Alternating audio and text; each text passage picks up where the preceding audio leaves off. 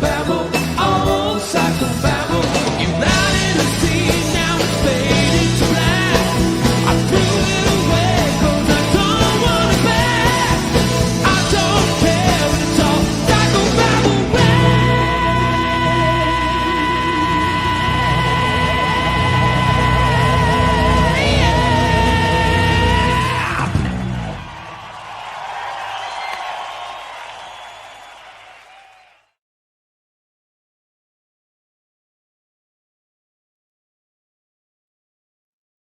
Woo! What is up?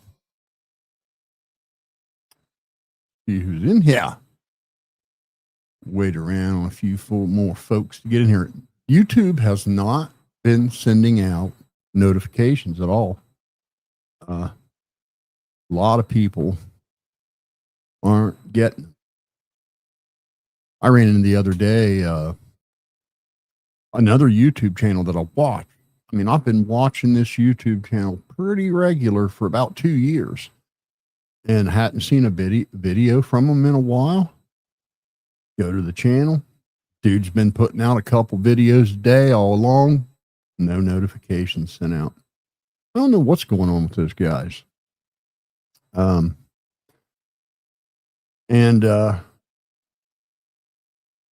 other YouTube channels, I just had to unsubscribe because, dude, these people that are out here just completely grifting off of, I mean, and that is exactly what they're doing. Just 100% grift off of this tragedy. And just, you know, finding a conspiracy in every microspeck of information we have just to be able to put out content is just off the chain. And it's coming from people that I used to have respect for. You know, Heavy Duty Country. I don't know how many of you guys watch him, but he has been making an absolute unmitigated fool of himself for the last several days. And so, and one of the things that he said it was just so dumb, he did a whole segment on it, is, okay, you guys understand that this is still an ongoing, multifaceted investigation. And the FBI has got their case going, and then the local police have a murder to solve, right? You know, I mean, I think it's easy to forget that Charlie was just a private citizen. He wasn't he wasn't an elected official. So this is a local murder to solve, right? For the local police there. So they have their case going. And then the FBI has their case going, what they're looking into as far as it being planned and being a, you know, domestic terrorism. So that being said, they can't just run in front of the camera and blab every microspeck of information they get to the public until they get this investigation wrapped up. So cooler heads would prevail, and folks need to have some common sense. It's almost like, and I mean, I know it doesn't even closely compare, but, you know, when that whole thing was going on with Kylie Rodney, it was the same thing. People online making wild assumptions and videos and accusations, and then 3 days later, the police would come out with evidence that just completely dispelled it all. And if you'd have just waited, you wouldn't have slandered a bunch of innocent people and made a fool of yourself. So I don't know if you guys know this or not. I hope some of you do. And one of the things that I've learned, you know, going back to the deal with Kylie Rodney, and by the way, folks, all you upchurch simps, he is getting his backside handed to him in that court case. His lawyer walked out on him. And it's not looking good. So I told you so. There's that. So the police have never released a photo. And I hope everybody hears me. The police nor the FBI have ever released a photo of the gun laying where they found it. And in fact, they have never released a photo of the actual weapon at all. Not at all. So any photo you're seeing of said weapon is a stock photo. Now, how do we know this? Well, because no photo's ever been released, TMZ and The Blaze both posted a stock photo to show the public what type of gun, what it may have looked like. And the stock photo that they put out, and this isn't the FBI putting this out. This isn't the police. This is The Blaze and TMZ. That stock photo that they put out was of a gun or a weapon in a box with somebody shining a flashlight on it. I've seen multiple YouTube channels spazzing out over, like, and Heavy Duty Country made this whole video where there's nothing special about that gun. That just looks like any old 30 you could get anywhere. Well, yeah, that's because it's a stock photo. Heavy Duty, you have no unearthly idea what Tyler Robinson's 30-aught looks like because you've never seen it. Nobody's seen it but Grandpa, Tyler, his dad, and the police. Nobody else has ever seen it. So you don't know what was special about it. You just don't know. One of the things he said was, I do know that in those AI generated texts, they talk about an expensive scope. But at any rate, here's Heavy Duty Country making this video all about how this gun, and he just don't believe it because it's in a box and someone's shining a flashlight on it. Well, guess what? That ain't even it. That's what I mean about you conspiracy theorists, and they're just grifting. But today and yesterday has been the topper of all toppers, triple toppers of people with their ridiculous running off the rails, far left, moonbat cartoon level conspiracies that are as ridiculous as Ryan Upchurch saying Kylie Rodney wasn't real, the police station wasn't real, and the fire and police are fake, and Adventures with Purpose was in on it, and a bunch of high school kids, had all these sinister plans. Turns out she made a wrong turn and drove into the water like 1,700 people a year do in the United States of America. It was just a big, huge nothing burger. All that noise, all those podcasts, all that shit. The girl made a wrong turn, drove into the water and drowned. She swam up, which was towards the back of the car, like hundreds of people do when that happens. Now, this ridiculous, and I mean ridiculous, notion that there would be any reason whatsoever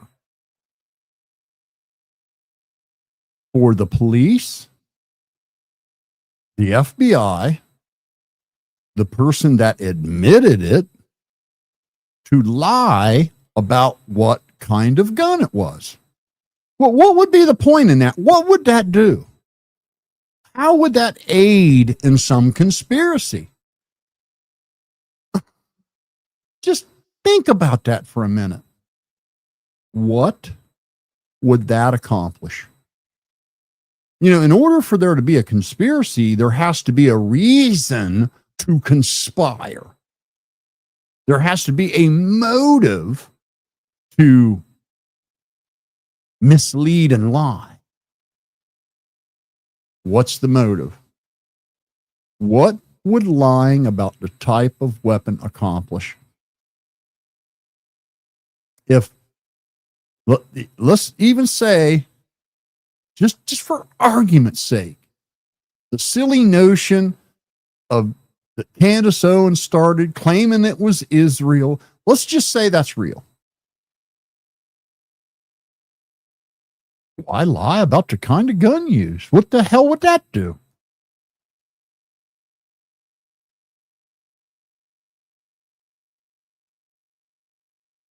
But even more, even worse yet,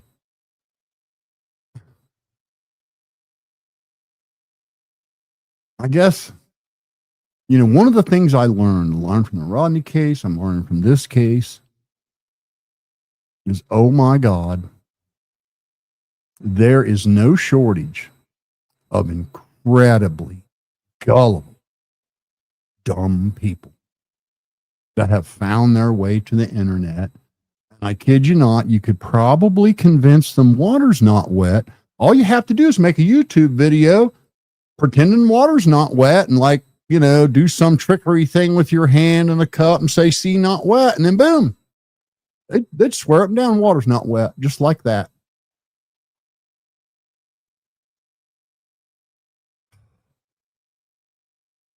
This ridiculous, and I mean ridiculously low, extremely low IQ. I mean, extremely low IQ, narrow-minded notion that now not only is everyone lying about the kind of gun it was,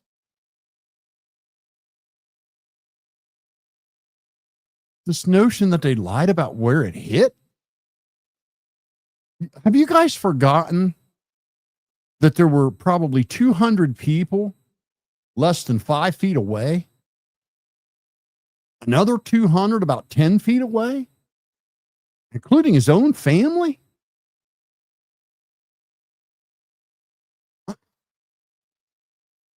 You think all those people lied? Every one of them? Not one person in that crowd would tell the truth.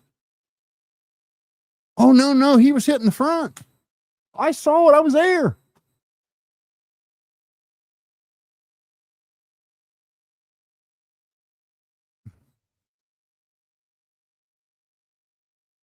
But it even gets worse from there. That's not even the whole of it.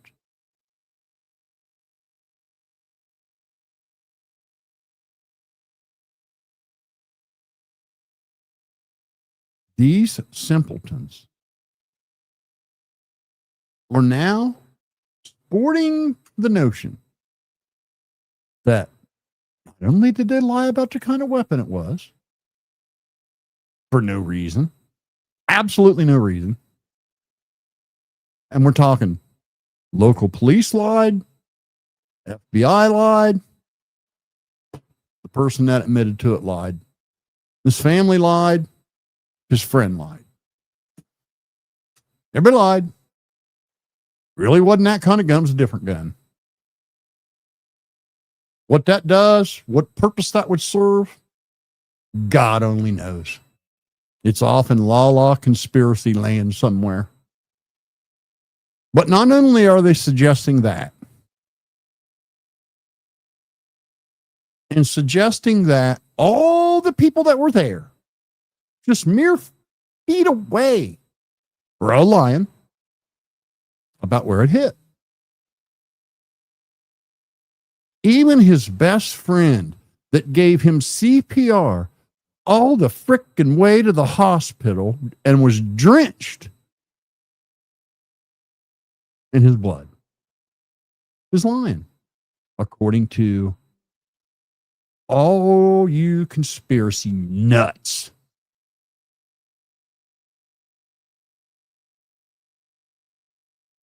That are just hurting people, that are just confusing people, and that are doing Charlie one hell of an injustice. There's no point in blabbing every wild notion you have. Keep it to yourself until it's been vetted and it's something. Especially if you got a couple million subscribers, for Christ's sakes. They are actually insinuating that the ER doctors lying in on it, brain surgeon lying in on it, X-ray technicians lying in on it, ER nurses lying in on it,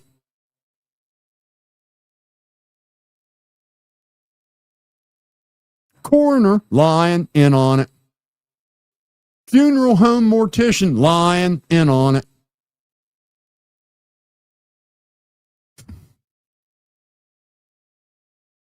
Because everybody's a bullet expert now. Every YouTuber's now suddenly a frickin' bullet expert.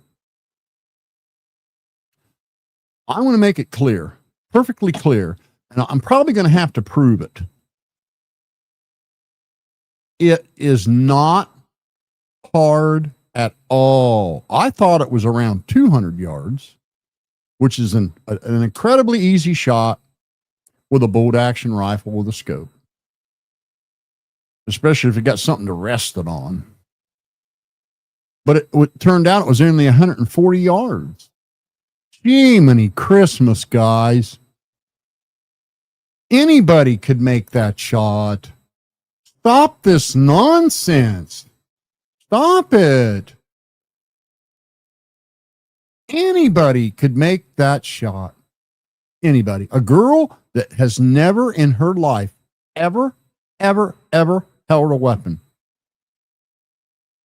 You could show her how to hold it, show her what to line up, and she'd probably nail it in 2 shots, right in the red. 140-yard shot with a scoped bolt action rifle is uber easy. And if you're listening to any YouTube channels that are suggesting otherwise, you are being fed nonsense. Just absolute, utter nonsense. And now everybody acts like it's just impossible. Just impossible for a bullet to get lodged in a spine, the bones of your spine.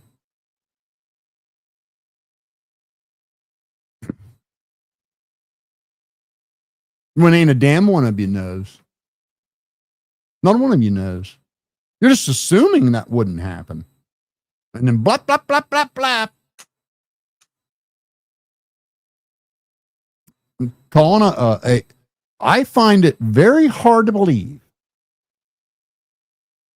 that somebody would spend 8 years getting a medical degree and 4 years getting a surgical internship and several more years getting enough experience to do that type of surgery, just decide to lie all this. It's been following the law his entire life, has a wife, kids, career, home, mortgage, bills.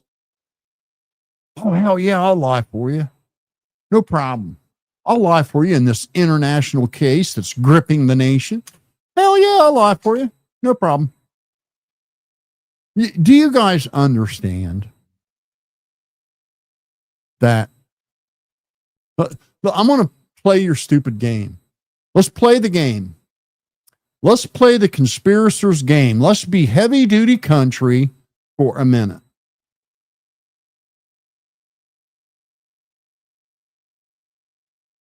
Charlie gets hit. They immediately, within seconds, put him in a vehicle and rush him to the ER. He's in the ER in a matter of minutes. ER doctors, who would even know who would be on shift that day? We don't know. They don't know. You know, they rotate. ER doctors, seen. The surgeon on duty looks. They do some x-rays. They try to get a pulse. Doesn't work. He's gone. Now, how do you think it went from there to build this conspiracy now that they're all lying about where the bullet was? What do you think? Let's see. What happened? Let's do it in heavy duty country lang. Hey, Jed, you reckon you can get the coroner on the phone and the funeral home mortician? Because we needs to have a meeting and go get them x-ray technicians and go get all the employees that work in the x-ray department that developed the x-rays. And I need you to go get all the ER nurses that were in the room. And I need you to get the 3 ER doctors that were on duty. And y'all meet me down here in this dark hallway so we can get our story straight.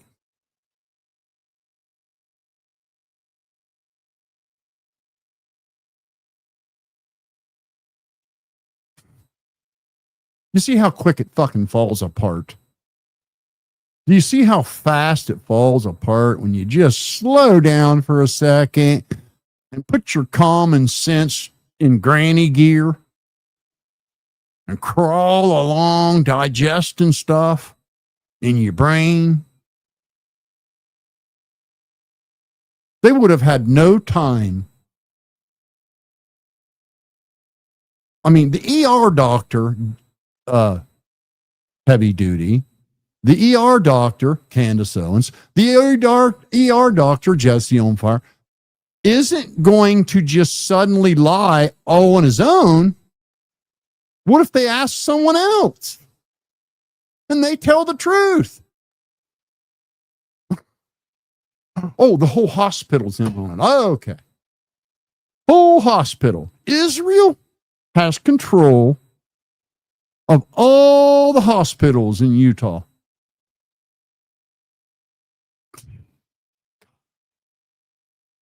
Whew.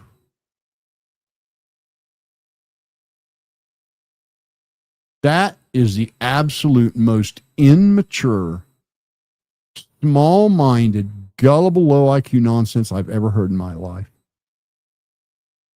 It literally rivals Upchurch claiming the police station was fake. It literally almost rivals that. That you guys think that everyone at the hospital all agreed to lie all of a sudden. Now, still going along with your nonsense, pretending that that's even possible. Like, you know, let's pretend that Santa Claus absolutely can go down every chimney in America and in every other country and every home in the entire world in one night, delivering toys that he made himself. Let's pretend that's possible.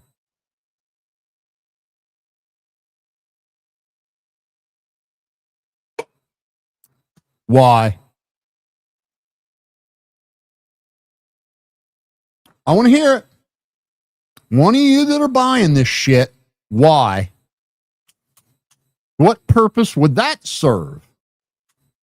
I mean, we know saying it was a different kind of gun, what the hell purpose would that serve? But to lie about where the bullet was, what does that accomplish in the whole picture of it? Even if it wasn't Tyler Robinson that shot him and it was some other conspiracy person shot him, which is just ridiculous anyway, but still, what purpose would it serve for everyone at that hospital that knows exactly where that bullet was because they saw the x-rays, what purpose would it serve for them to say it's there if it's not there? I just want to know what you think that would accomplish. What would it accomplish? Why lie about that? What's that do? How does that help with the conspiracy? The Israeli conspiracy. How does it help with the Israeli conspiracy to just lie about where the bullet is? What does that do? I want to know. Everybody, I've seen about 4 YouTube channels puking that nonsense all day, and ain't one of them explained why they would do that. What would be the reason for that? What would it accomplish? So,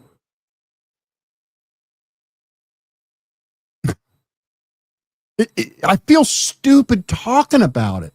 It's like I lose like 3 IQ points just listening to it.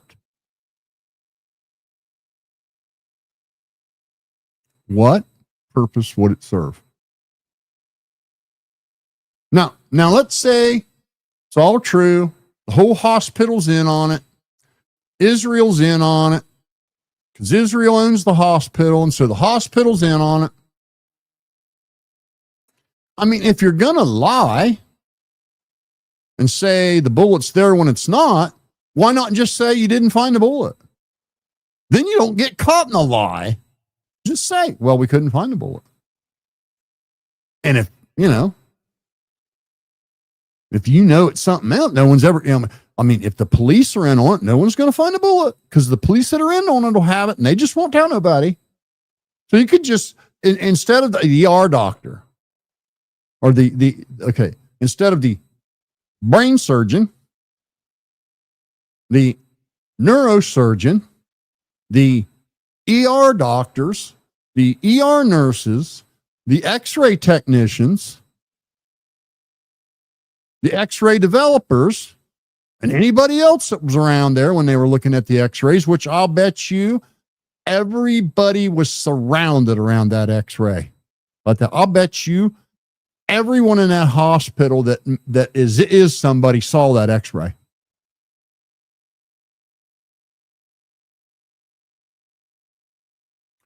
Wouldn't it just be easier to say it wasn't there?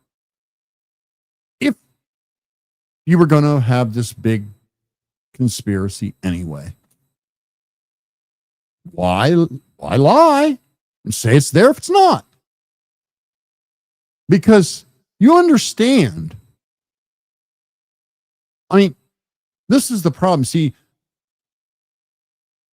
when you guys start this conspiracy shit, you go into what we call confirmation bias. You know what?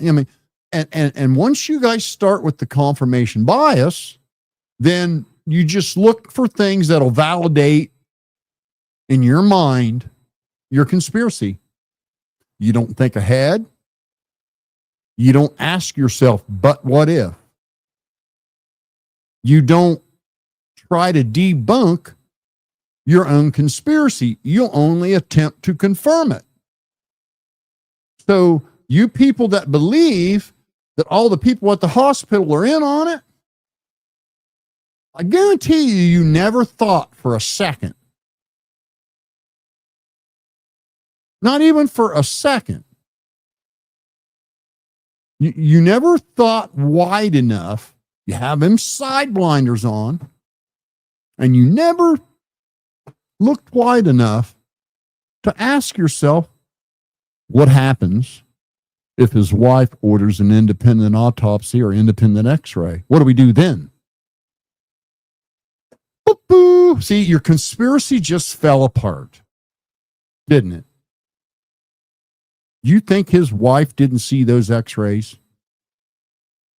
You simpletons. Do you think his best friend that gave him CPR all the way there didn't see those x-rays?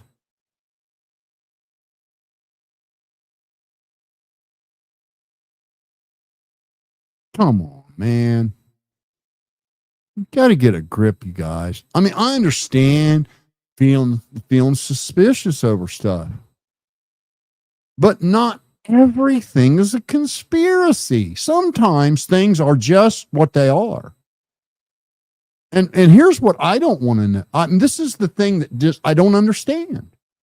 You run down this rabbit hole that Israel did it, which would require about,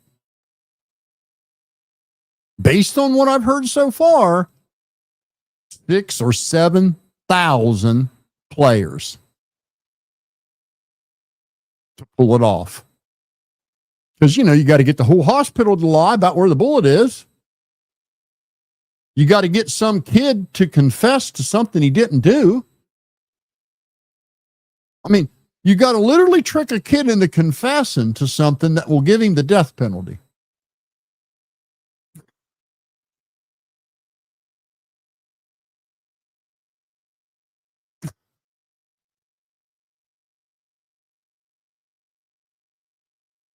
Why can't, I just want to know, why can't it be what it is?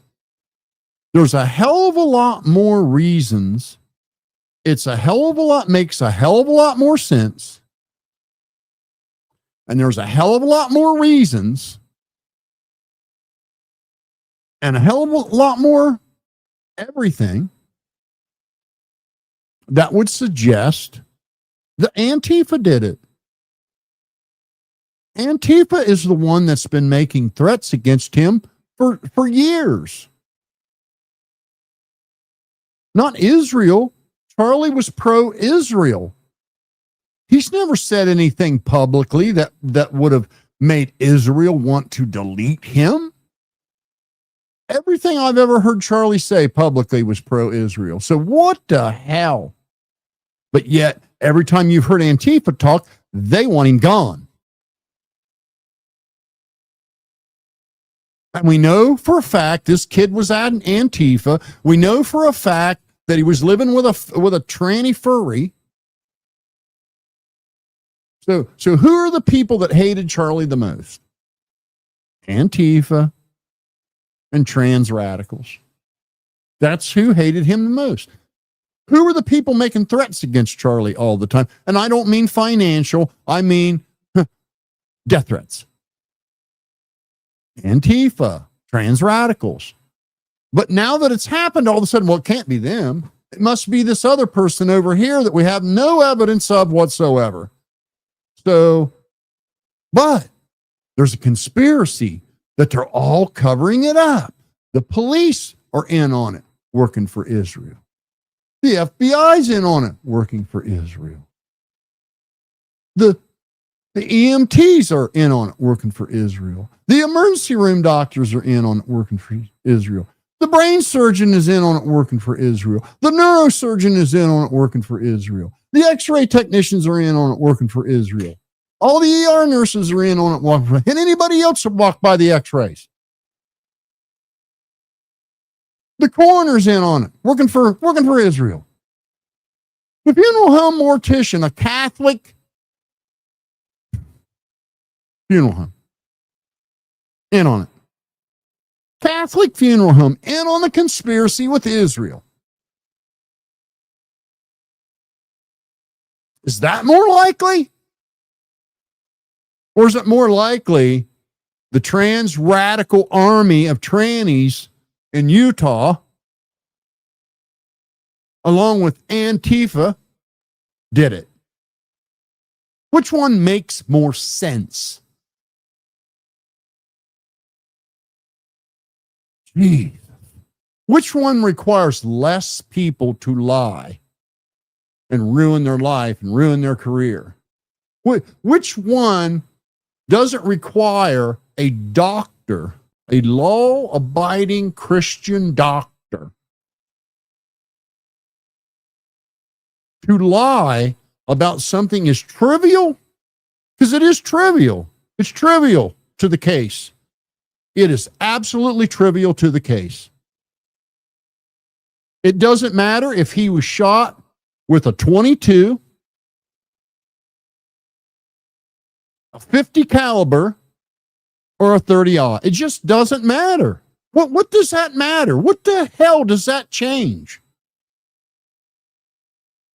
Really, whether you think Israel did it, whether you think Antifa did it, whether you think it was a loner, what the hell kind of gun what does that matter? Why conspire with that? Where that bullet is about as important as what brand socks he was wearing. Honest to God. What does it like? Okay, here's what I don't understand.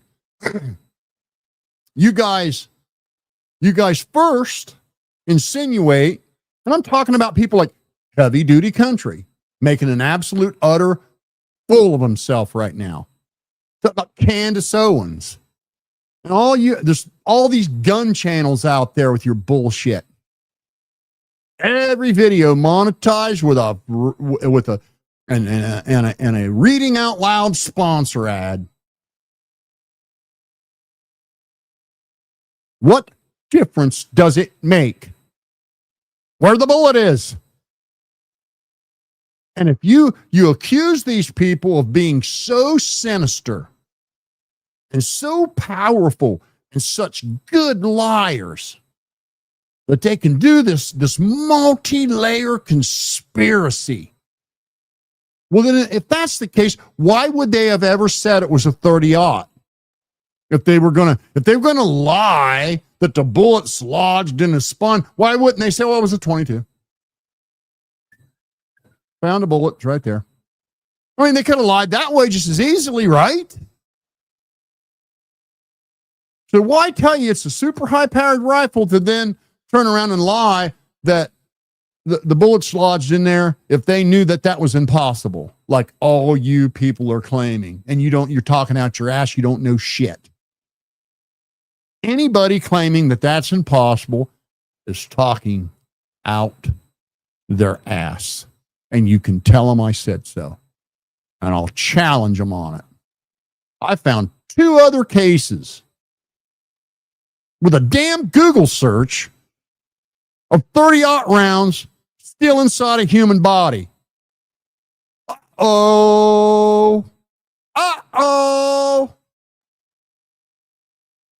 Uh-oh, know-it-alls. Uh-oh, everybody there was lying. Uh-oh, whole hospital's in on it. Uh-oh, Israel did it. There are other cases of 30-06 rounds still inside people's body. A couple people are still living.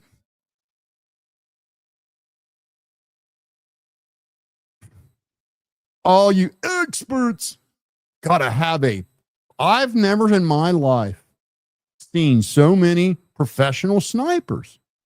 I mean, I'm in my mid 60s here. Never ever met a professional sniper. Never talked to one, never knew one, never heard of nobody being one. You know, in the movie. Like that. Now all of a sudden every fucking YouTuber is a retired professional sniper. And you guys are dumb enough to go listen to them. Tell you that it is impossible for that to happen. It just isn't so. It just isn't so.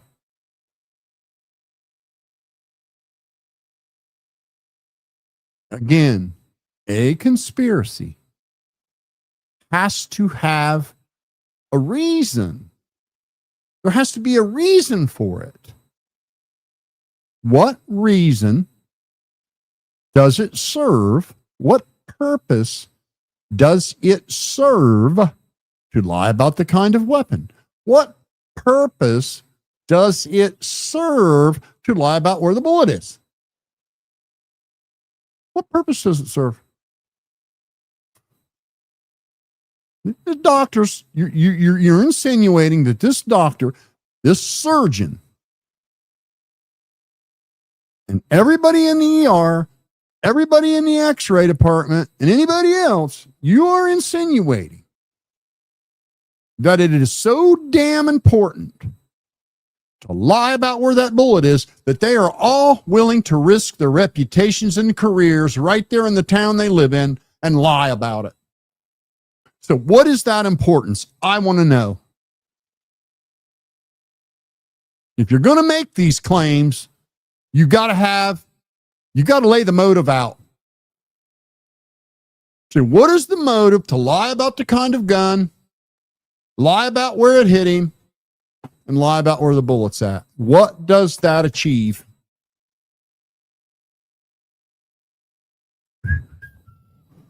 Crickets? I mean, Nola, you came in here defending this crap. We're not talking about the text messages right now. Everybody agrees, everyone agrees that the text messages were AI generated.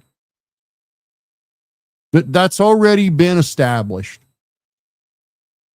I'm almost certain the FBI knows that as well. But again, they are building an investigation, and they have to have evidence that will convict. So they can't just be willy-nilly with this shit if they plan on giving this kid the D penalty. Do you understand that? That they can't just tell the public everything every minute until the investigation is wrapped up. Kash Patel said they are looking, they're interviewing people every day. Still. Jeez. Yeah, Beachside said, you know something? You might be on to it, Beachside. This whole thing may have been concocted so somebody could scam some money from GoFundMe.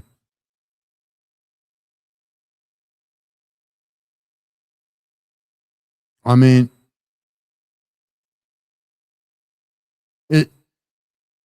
I just still, I can't wrap my mind around why none of these people would just stop for a minute and think it is. What are they suggesting here? Because what you're suggesting is that people with very expensive and very difficult medical degrees are willing to lie about something that is gripping the nation and just lie with impunity. Then why would they do that? I want to know what lying about the bullet would accomplish. Let's say everybody, the rest of your conspiracy is true. It was Mickey Mouse and Israel working in tandem with Michael Jackson that's been alive this whole time. Take Charlie Kirk out because Upchurch told him Charlie Kirk was going to record a hip hop album. And say it's all true. Every bit of it. His best friend lied about where he was shot. Just lied. ER doctors all lied. Surgeon lied. X-ray technicians lied. Mortician lied. Coroner lied. Dude that confessed lied. Local police lied. FBI lied. They all lied. Everything's true. What does lying about where the bullet is found, what does that accomplish?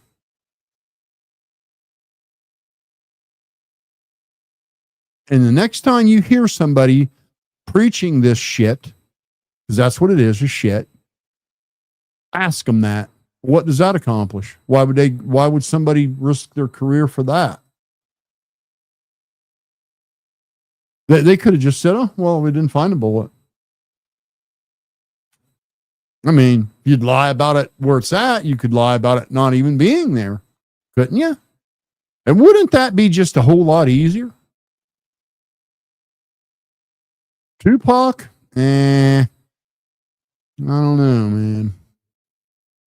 That's a bit of a stretch, Tupac.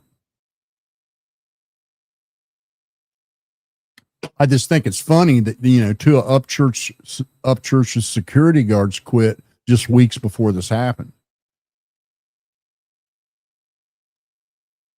Now I want to show you guys something else that I want to show you guys, because I know some of you didn't catch this. And so I want to show you this because it's important that you understand what's going on. Okay. You need to understand the kabuki theater that you're getting. And you're not getting it from the FBI or police. You're getting kabuki theater from all these freaking YouTubers out here that are experts in this, that, and the other thing. Your Candace Owens and your all these freaking nonsense. I appreciate Candace wanting to get to the bottom of it. But how about let's vet these things before we tell 2 million people. Maybe just chew on it a little bit and vet it and maybe rub it around and make sure your something's a something before you tell 2 million people it's a something. Because that is a massive disservice to the investigation and a massive disservice to your fans and a massive disservice to Charlie. Chew on it. Make sure you got it before you blow it off about it.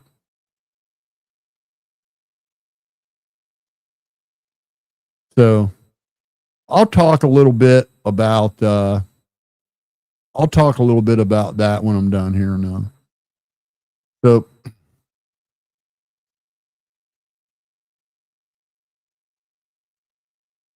when Candace started her video the other day, I want to pull it up here. And you talk about, I just thought it was just really just cruddy, cheap, and just all the way around just tacky. I mean, I won't get into the reading, the 260-second hand-read sponsor ads and the invite to the paywall for more good juice. I'll look beyond that. But let me pull this up here just a sec.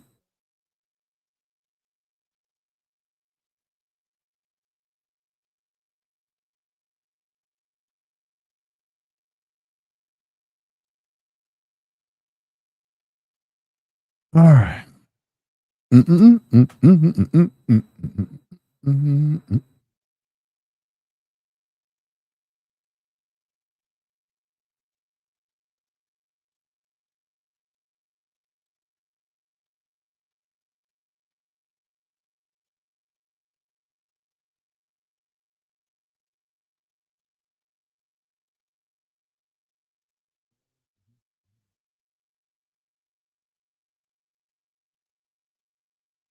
So, I'm going to do something else. Hold on, guys.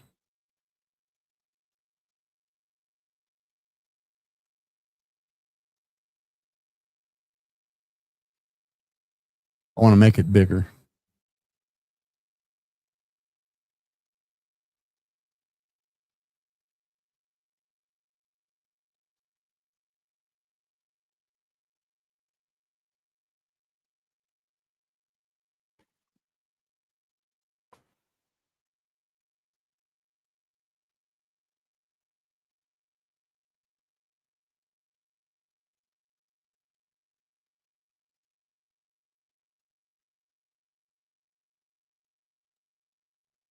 Now it'll be big enough. Now we can get in there and get it.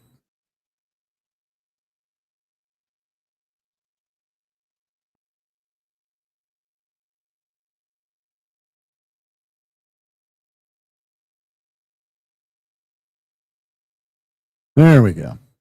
Now, what she did, I thought, in this video. This is the video she did. Yes. Was it yesterday or the day before? Day before. Where she talked about the guy taking the camera down. Okay. And I just need to show you a few minutes of this so you guys can understand that, yes, even Candace is into, like, I don't know what this was supposed to do, but it, other than the only thing I can think that it even could have possibly accomplished was to keep people watching long enough to get more money, because there was absolutely no point in it at all. And I mean, no point in it at all. I mean, not even a little bit was there a point in it. Make sure we're there. Okay. That sort of footage. Take a look. You can see Charlie's there. And one of you guys caught this. You probably didn't even see it there. And we can get in a little closer. Do you guys have it slow it down, or do you guys just want to circle here? Okay. Right there. Right there. An individual standing there. Again, I am just amazed at internet sleuths, as I was like, wow, that is very strange. That person appears to be calmly talking into their phone. It's like a circus around them. What's he doing? I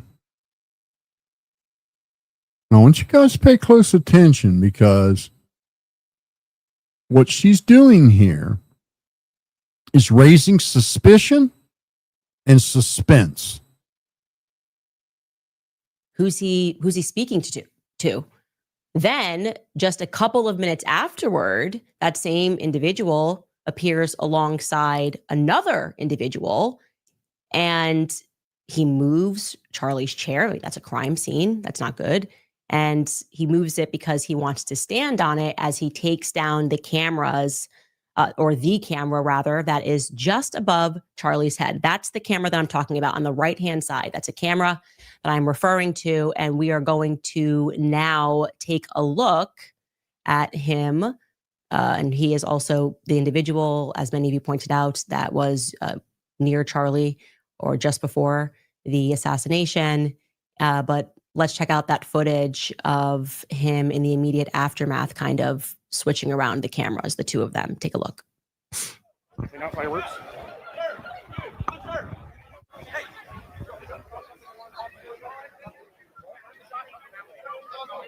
You scoot this ahead a little bit, because we all know what happened. You took the camera down. We're not this up.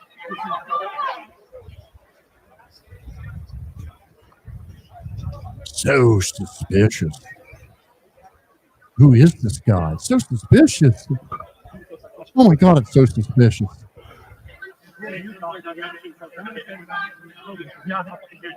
Safety team Why here. would you do that? Just heard them say the active shooter, Charlie Kirk, has been shot. Charlie Kirk got hit, is what the security detail just said.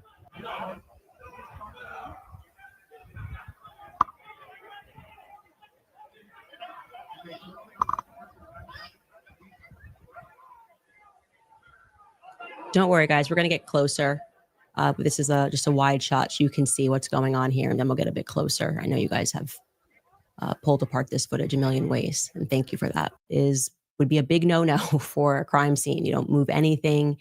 He takes down the camera that is directly, therefore a lot of insight,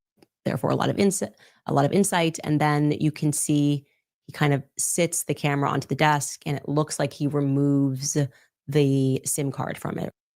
Okay.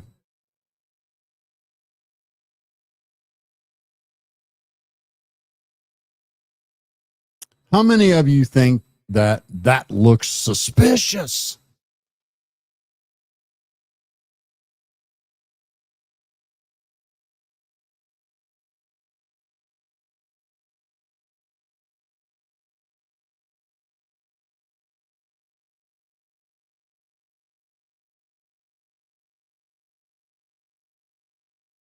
I mean, it's the reason why I showed you that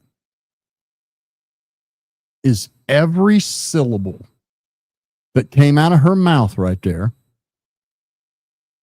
was unnecessary suspense building drama for absolutely no reason.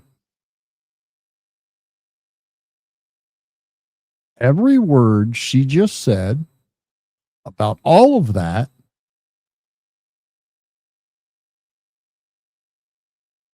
building suspicion, suspense,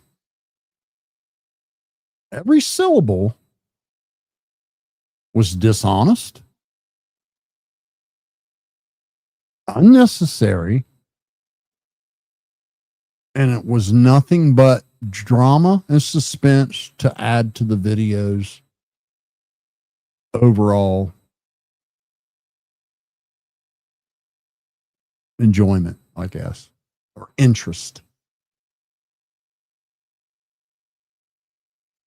Now, I don't know how many of you watched that yesterday, but in just a few minutes, after all of that suspense building,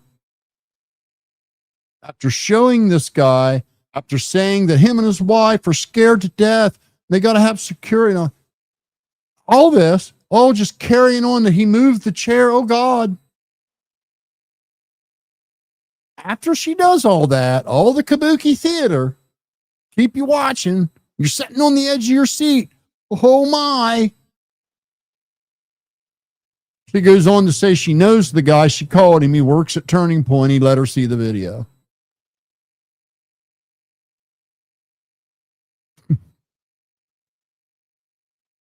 So I just proved to you that even Candace Owens is making theater out of this, is making content for profit. Content for profit. She does 2 60-second sponsor reads during that video, and then tells everybody to come behind the paywall if they want to see the rest of her conspiracy. And I'm sorry, she lost all credibility with me, making that guy seem suspicious, making that seem like something terrible's going on, when the whole time the guy was a Turning Point employee. All this noise about taking the video camera down. She knows, as well as I know, and I'm sure many of you know, cameras are digital. There's no film in that camera. It's recording a digital file, and I'll bet you money it's not only recording it on an SD card, but it is recording it to the cloud, probably to their private VPN home office editing room, and probably to whoever's cell phone that owns or operates the camera. My camera right now, while we're talking right now, is making a whole copy of this podcast straight to my cell phone.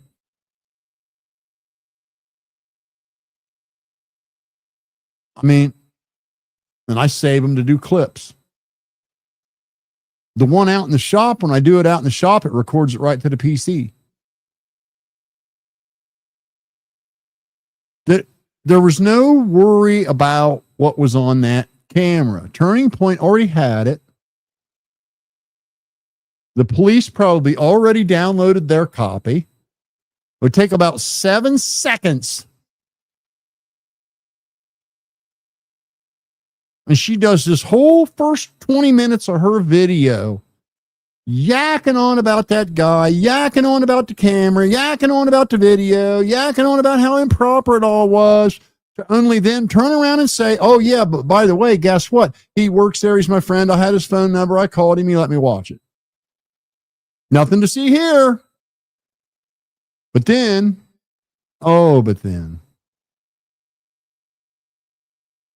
being the naive drama laden young lady she is, she starts carrying on about not seeing any blood. How many of you people saw the video and saw blood?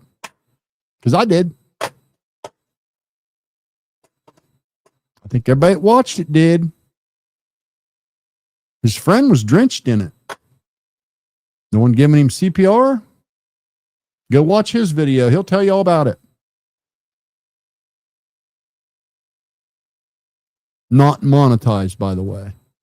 With no sponsor ads, by the way. With no invite to a paywall, by the way.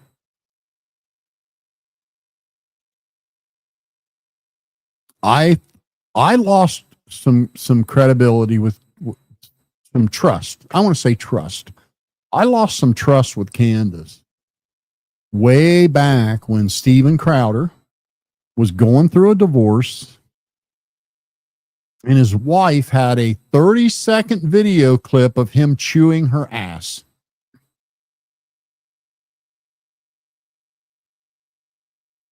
And Candace played that video. She gave it to Candace Owens because Candace got a hold of his wife so she could try to smear Steven Crowder.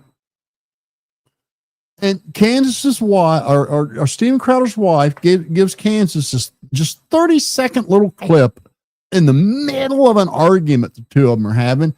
And it's just Steven saying, Jesus Christ, whatever, just shut up.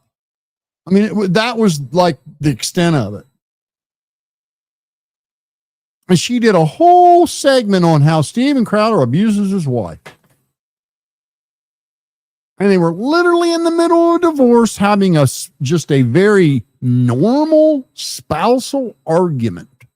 And you only got to hear 30 seconds of Steven. You didn't hear anything from his wife, conveniently. And I thought, why would you smear that man like that? You know divorces are messy. You know there's always two sides to the story in a relationship. So she lost a shit ton of respect when she did that. And now I see this. I see the first 30 minutes of her damn video is nothing but manufactured. And I want you to hear me. It was manufactured drama and suspense over Charlie Kirk's death. Manufacturing drama and suspense. And just running down every rabbit hole like some lunatic, not vetting anything, accusing innocent people of crap. And then, when she makes the next video insinuating she never insinuated Israel had anything to do with it, it's just a lie. It's just a bald-faced lie. Absolutely, she insinuated Israel had something to do with it. She absolutely did. So, be careful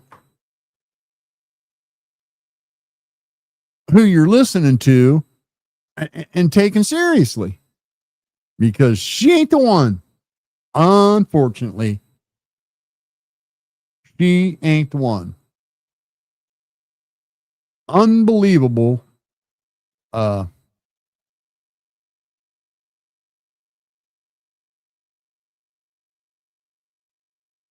Well, she also said that Steven Crowder was a terrible husband and abused his wife without knowing. She also told you for the first 20 minutes, this dude was just hella suspicious, standing behind the wall, talking on his phone. What's he doing, man? Why is he taking that camera down? And why did he move that chair? What about the video? She made this big deal out of the guy saying she wanted the video like she was entitled to it. I mean, I would finish playing this if I thought I wouldn't get copy struck, but I probably would, so I ain't going to play any more of it. But she goes on to just carry on just carry on about the guy saying she wanted a copy of it. I want you to bear in mind, he is a Turning Point employee. He gets a paycheck. That's his job. Everybody rushed off to the hospital. Everyone's gone. It's just him and one other Turning Point employee standing there going, what just happened? So of course he's calling the home office. Of course he's calling his wife, telling her he's okay. Of course. Of course he's going to take their $8,000 camera down and not leave it there. There's no question over the fact that he was shot in the back of the neck. There's nothing to preserve there unless the police think there was a different shooter and the other shooter was just a diversion smoke screen. Well, because Candace Owens said so, and a couple other YouTubers. One guy was one of those YouTubers. He used to be a professional sniper. He would know. We know what happened. Everybody knows what happened. There were 200 people less than 10 feet away. 2,000 people less than 100 feet away. We know what happened. There was video cameras running. We know what happened. We saw the videos. We saw them. We watched them. There's nothing to solve about that. The only thing there is to solve is who done it, how many people were in on it, why, and how do we keep from happening again. There's no question that he was shot. There's no question that he was hit in the back of the neck. There's no question that he's dead. There would be absolutely no reason whatsoever to leave that camera hanging there. It would accomplish not a damn thing. The video inside of it, the police already have a copy of. The fact that he was shot in the back of the neck is not in question. It's not in question.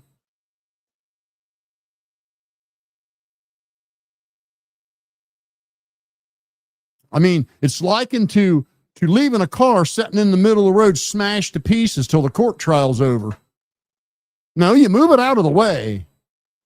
There's no question there was a wreck. No question the person died. But we don't have to leave the car set right there. So all that shit she did about that. Well, then she goes on to carry on about him saying, like somebody with some sense. Again, he was an employee of Turning Point. Candace Owens not an employee of Turning Point. She's just some person that was a friend of Charlie's that has done some collabs with him in the past. She's like telling him she wants the video like she's entitled to it or something. And all he said to her was, let me check with Turning Point's lawyers first. Like somebody has some sense. It's not his video. It's not his company. It's not his camera. He don't want to lose his job and he don't want to get in trouble. So what's the smart thing to do? You just watch the owner of your company be assassinated.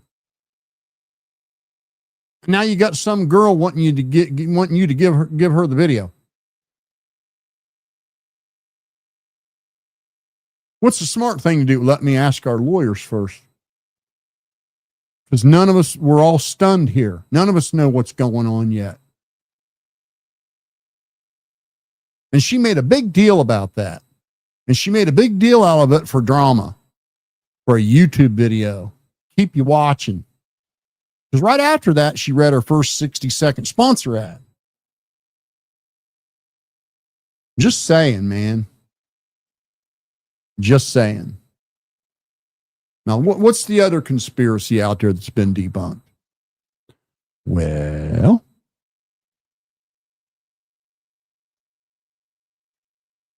there is the absolute, just absolute ignorance. He didn't have the gun when he got off that roof. Or he must have taken the gun apart. Or blah, blah, blah. I'm a retired sniper. I can tell you, I know. Yeah. I was a sniper for NASA. I shot the space shuttle from 800 yards. Twice. He absolutely had the gun when he got off the roof.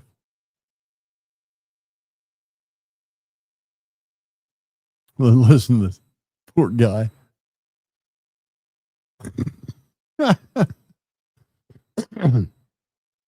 Nola.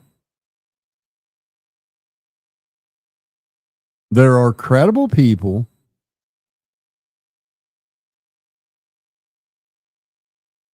who have beautiful close-ups of him getting off that roof. And you can see that gun just as well as you can see me sitting here right now. There ain't even a microspeck of even the tiniest doubt. And I'll right now bet anyone $1,000 that I can prove beyond any even possibility of a doubt that he had that gun right with him when he got off the roof.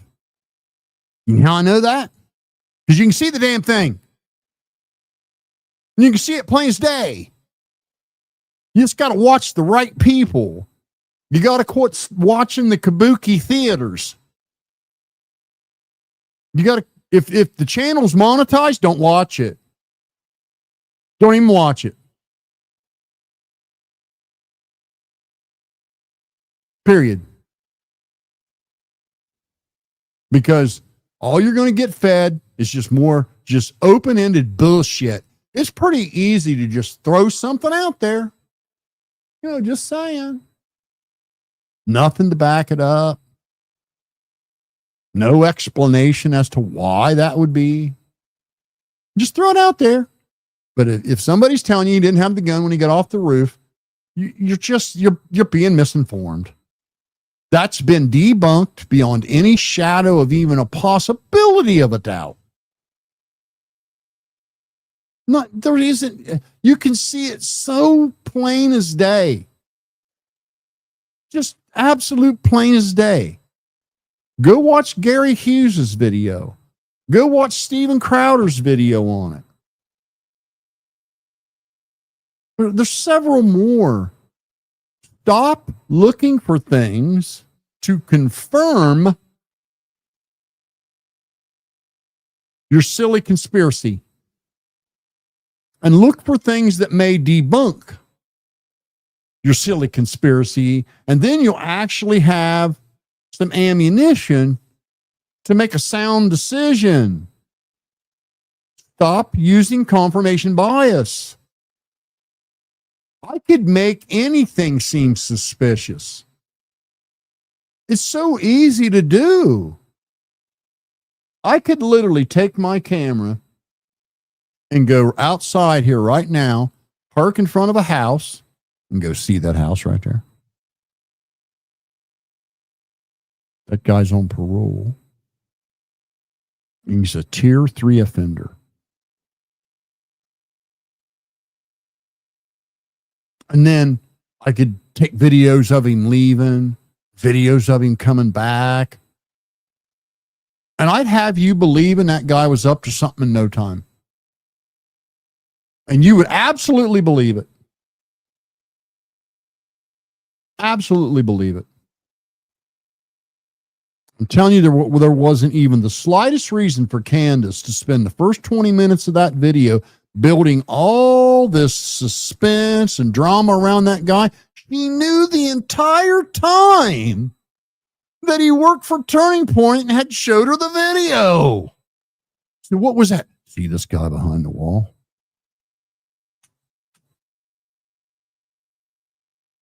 What's he doing? Why is he back there? Well, guess what? She knew the whole time why he was back there because she talked to him and he told her, yeah, I called my mom. I called the office.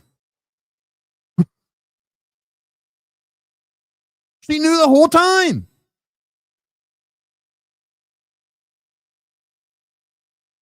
So, Nola, you got to back your shit up, old buddy.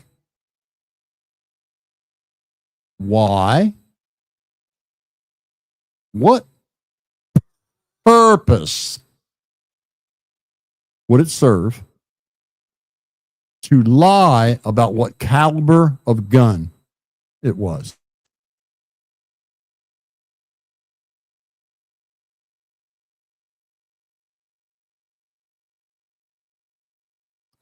You accused me of being the dumb one, Nola,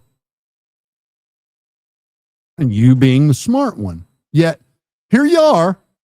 You were ill-informed, weren't you? So your opinion was shit.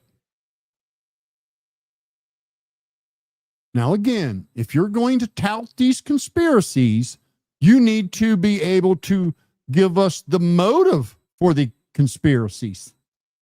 Why lie about what caliber of weapon it was? What purpose would that serve? Anyone?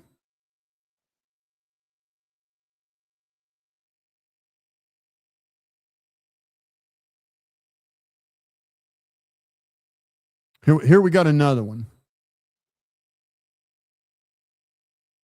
No, you guys are saying that an emergency room doctor, a brain surgeon, a neurosurgeon, 3 emergency room doctors, emergency room nurses, X-ray technicians, X-ray developers, the coroner, and the funeral home mortician are all lying about where the bullet was. That's what you're insinuating. Why? What purpose would that serve?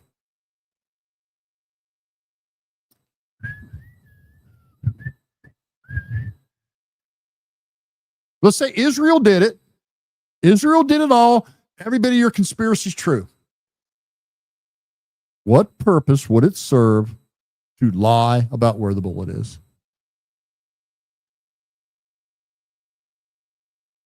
Wait a minute. Where's he?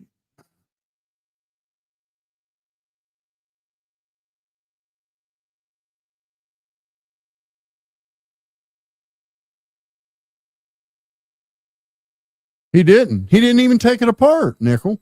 No, he didn't. No, he didn't take it apart. Nope. You can clearly listen to me, dude. Listen. Quit saying they said. They didn't say. YouTubers did.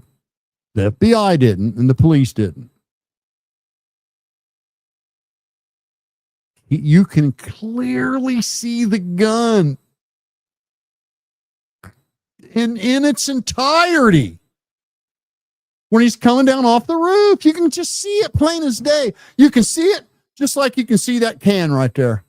If somebody told you I did not have a monster can in my hand and you saw this photo, would you believe them?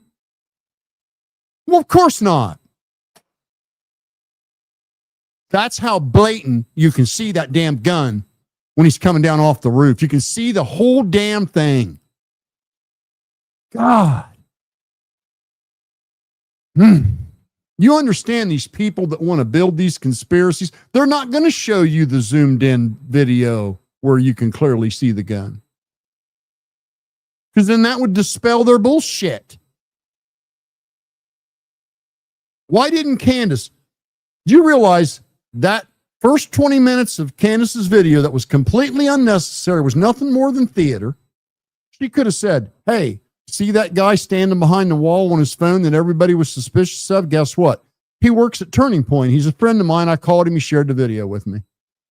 Bang. That's all she needed to say. What was all that other shit? What was that all about?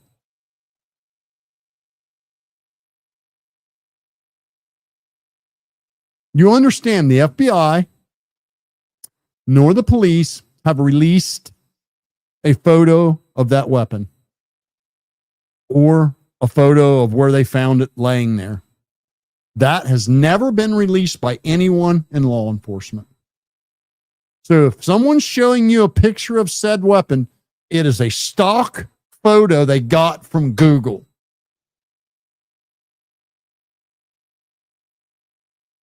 And here you got people like Heavy Duty Country making a whole video about it. Oh, look, someone's shining a flashlight on it in the middle of the day.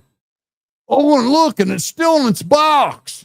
And you know what? That's just a plain old 30-aught. There's nothing special about it. Look at that. The whole goddamn time he's looking at a stock photo that had nothing to do with Tyler Robinson's weapon. And he ain't the only one. I ain't singling him out. There's probably about 50 people I've seen make that claim. And 2 of them I unsubscribed from. Just makes you want to puke, people that stupid. Spreading that bullshit just to make a buck on YouTube. If I was that damn desperate for money, I'd take myself out.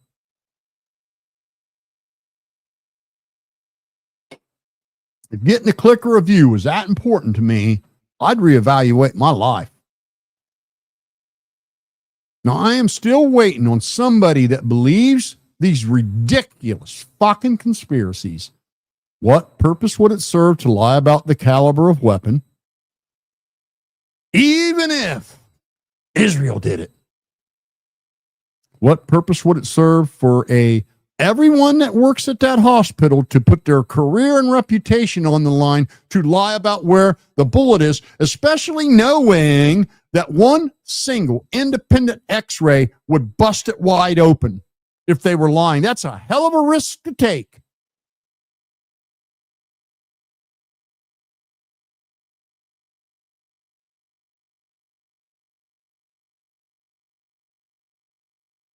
Oh, Jesus. No, you didn't. No, you didn't. You saw some YouTuber make a video of how he could have removed the stock with a screwdriver. That's all you saw. Listen to me. I want you to listen to me. Ken, listen to me. No. Pay attention. All you people, pay attention. Listen. There are multiple credible people that are not monetizing the shit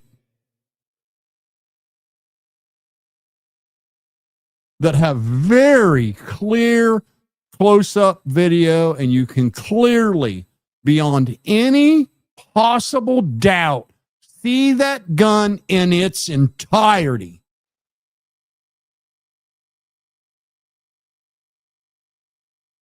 The FBI doesn't have any suspicion that he didn't have the gun when he got off the roof. The local police don't have any suspicion that he didn't have the gun when he got off the roof. Why do you suppose that is? Well, because they've saw the videos too. You can clearly see it. Clearly see it. Why is it so hard for you guys to accept that? I mean, you're willing to believe that Israel would want to delete one of their biggest fanboys, not when he hasn't ever said anything bad about them publicly. He just and very privately said, hey, there's some things I'm not thrilled about. And that would make them want to delete him. But what? You're willing to believe that, but you refuse to believe that Antifa would do this? when Antifa and the trans radicals are the ones that have been threatening to take him out for 3 years? They made threats against him all the time. Yet you're willing to believe some far-fetched nonsense that Israel did it, and you refuse to believe the people that were actually threatening to do it did it.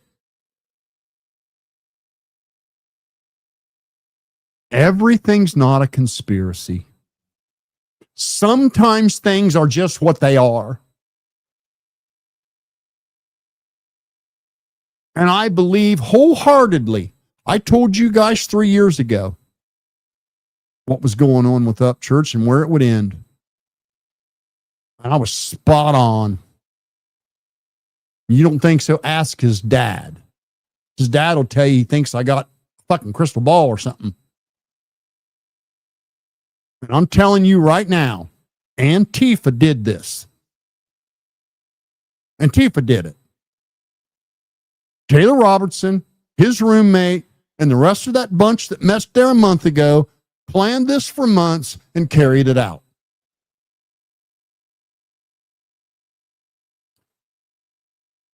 Now you're saying, well, but PBR, why the text messages? You know, well, those aren't, young people don't say vehicle and squad car and change my outfit. You're right, they don't.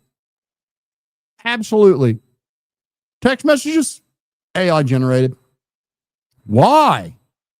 Why, you ask? Why do you ask? Well, it is a diversion to keep his roommate out of jail if everything goes to shit. The FBI's not buying that. They know better. They just haven't talked to the public about it yet.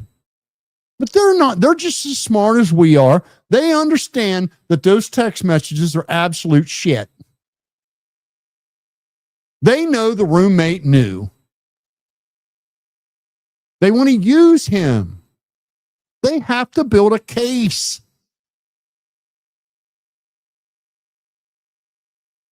Do you want to know how we know the roommate was in on it? Do you really want to know how we know the roommate was in on it and the text or AI? Aside from the language used in them, the wording, the structure, okay, being just complete bonkers, but something else that was said in those text messages just blow the lid right off of it. And again, like I tell you guys, if you just slow down and digest things as you see them, not looking to confirm a conspiracy, but just to digest them and make sense of them. In those text messages, at one point, Tyler says, stop and look under my keyboard. Right?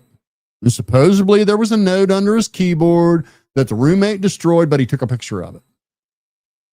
Which that don't make sense. If you're going to destroy the note, why take a picture of it on your phone? That's the first thing the cop's going to look at. And you say, well, what's the importance of that? Well, Taylor also said in those text messages that he planned on taking it to his grave and never telling anyone. Then why make a note and put it under your keyboard and tell your roommate to read it before you've ever been caught? You know, you were going to take it to your grave and tell no one, but you literally put a note under your keyboard and called your roommate and told him to look at it, and it's a full confession?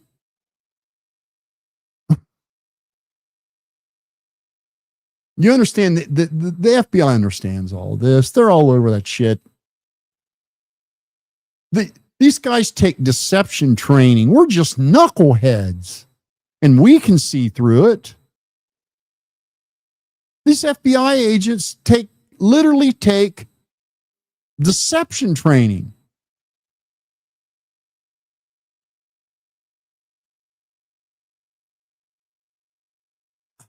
Well, listen, Nickel, that's easy to say. Okay.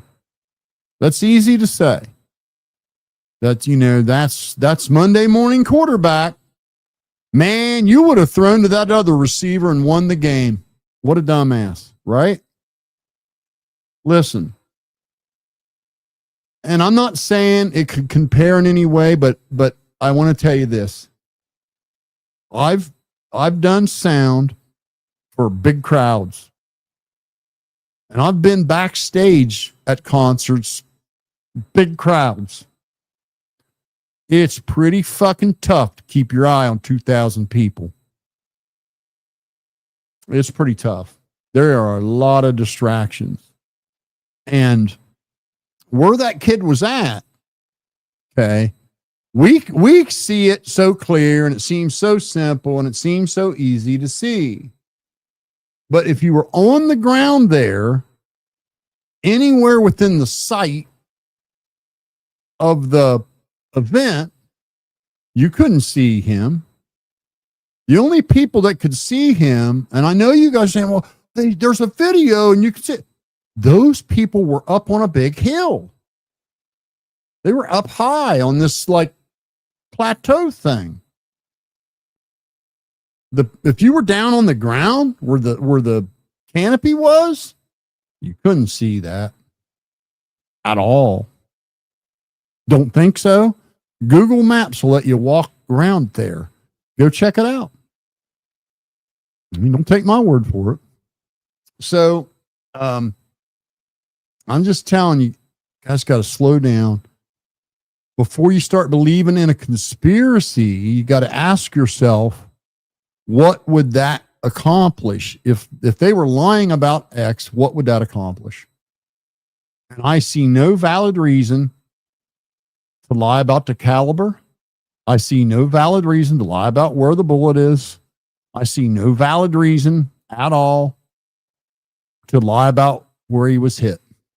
I don't see what purpose that would serve in some big conspiracy to delete him. I don't know what it would serve. It wouldn't. It wouldn't matter what kind of caliber it was. It wouldn't matter where the bullet ended up. It wouldn't matter where he was hit at. Those things just don't matter. They don't. There's no massive crime scene to protect. We know what happened. He got shot in the back of the neck and it killed him. But that's not in debate here. That's established information. That's confirmed. And you just literally, listen, you've got to be out of your mind to think all them people at that hospital are lying. You just got to be out of your fucking mind. Who the hell would convince all those people to lie for what?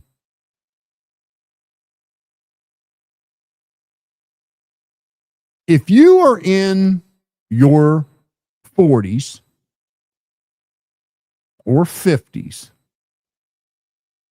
and you're not glued to your TV following politics, you really wouldn't even know that much. You really wouldn't even know who Charlie Kirk was, really.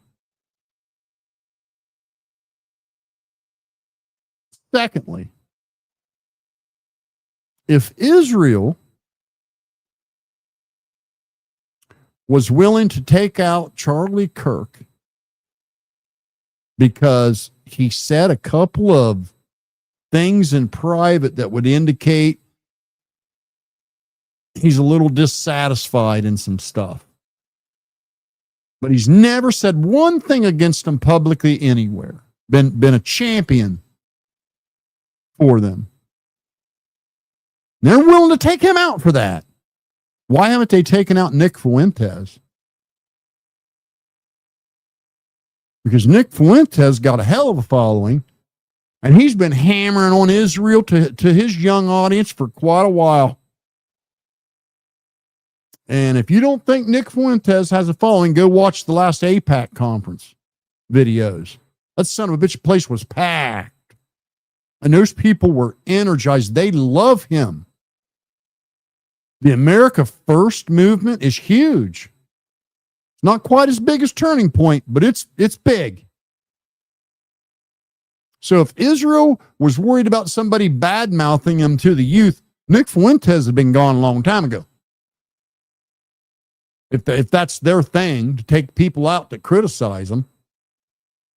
I know a lot of YouTubers with 2 to 3 million subscribers that criticize Israel on a daily basis. What? Why take out someone who's never said a negative word about you publicly to anyone? Only talked about a few things you were dissatisfied about in private. Come on, man. You guys got to start using some common sense. If it just seems really silly, it is. And if you can't get anybody, not even one person, to tell you what purpose would it serve for everyone at that hospital to put their career and reputation on the line to lie about something that could be debunked so easily. You understand, if that ER doctor's lying about where the bullet is, do you know how easy that could be debunked? One fucking x-ray. Just one.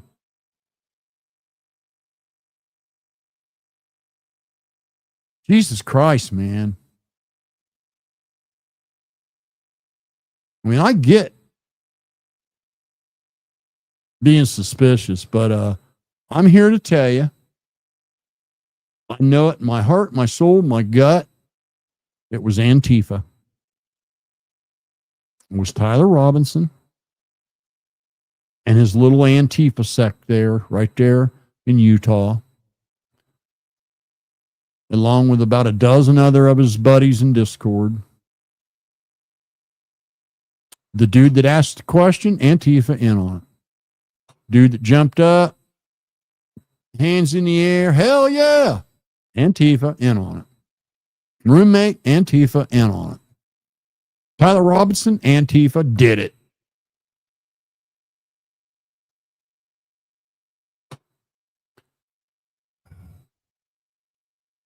But if you're going to listen to people, if you're going to listen to people and believe these wild conspiracies, then gosh damn it, you better have some. You better be able to, in your head, answer those questions. So you think the doctor at the hospital's lying because you're some fucking bullet expert that knows damn well no way that could happen, and you don't know that for sure. You think it might not, but you don't know. Then you at least got to run it through your brain. Okay, why would they lie? What purpose would it serve? Why would they lie about the caliber of weapon? And what purpose would that serve in the grand scheme of things? They can't possibly lie about where he was hit. Too many people saw it. Are you guys forgetting how many people were right there? There's no way they can lie about where he was hit. No way. Too many people were there. Way too many people saw that shit. So I believe Ken here, Bigfoot got him. So please, for Charlie's sake, don't repeat these wild conspiracies until you can answer all the questions in your mind. Why would they lie? Why would these doctors, coroner, and morticians and nurses and x-ray technicians and EMTs and his best friend, why would they all be willing to lie and face big trouble about where the bullet was at? What is so important about where the bullet was that you need to lie about it? How would it affect the conspiracy? Because I see no reason. Even if Israel did it, what reason would there be? It's like saying, it'd be like the coroner coming out and saying, yeah, he died and he had Fruit of the Loom underwear on. And you find out later that they were Target brand. But you understand, there would have been no reason to lie about the kind of underwear. It's irrelevant. Well, were the bullets at? Totally irrelevant. Doesn't matter. It, honest to God, it don't matter. It changes nothing. What's it change? So, I had something else I was going to say. Now I forgot.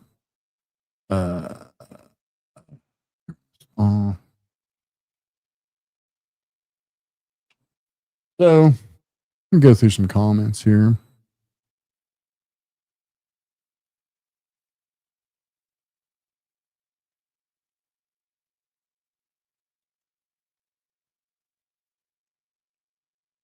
Well, I agree. But again, just, hold on now. Again, it's easy to have hindsight. He says, what is it? This is a Salt Southern Rebel. Says, obviously I agree with PBR about the ridiculous confirmation bias with these ridiculous people these days, but them not securing the roofs. Someone let this happen. And I'm not going to go as far as to say they let it happen. They wouldn't have let it happen. It happened. And I think it's kind of dumb, really, for them to not show people where that shooter was in alignment with where, if you were standing right there, say 10 feet back from the canopy, I'm telling you can't even see that rooftop. It's like the way the angle is. You got to go, when you go back, if you walk back away from that, where that pop-up is, it's sort of a grade going up. And then there's some steps that go up to like a concrete plateau. That is where those people are standing that saw him.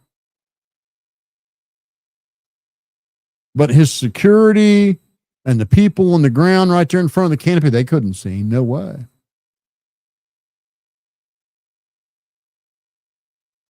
So there's that. And then what else?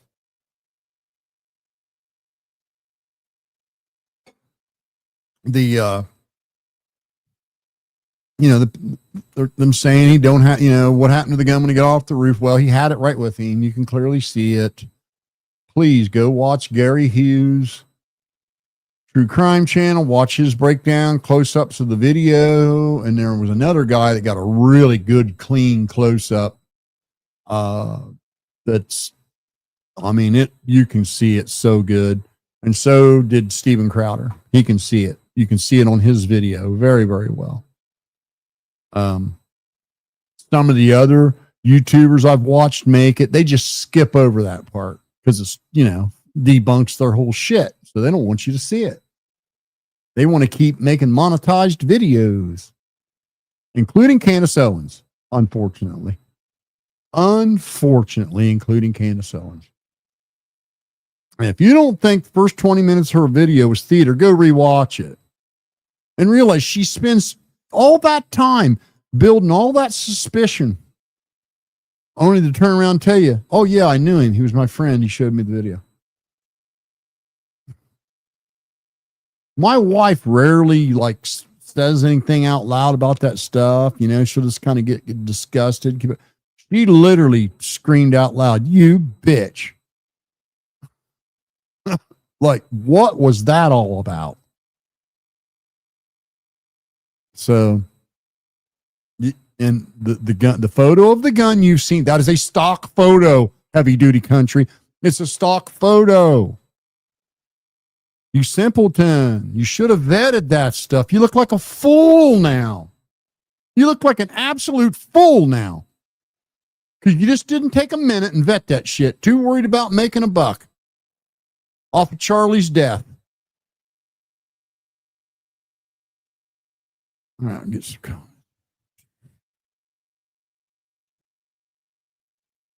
I got to put my big, thick reading glasses on to see all these damn comments. That's why I turned the camera off.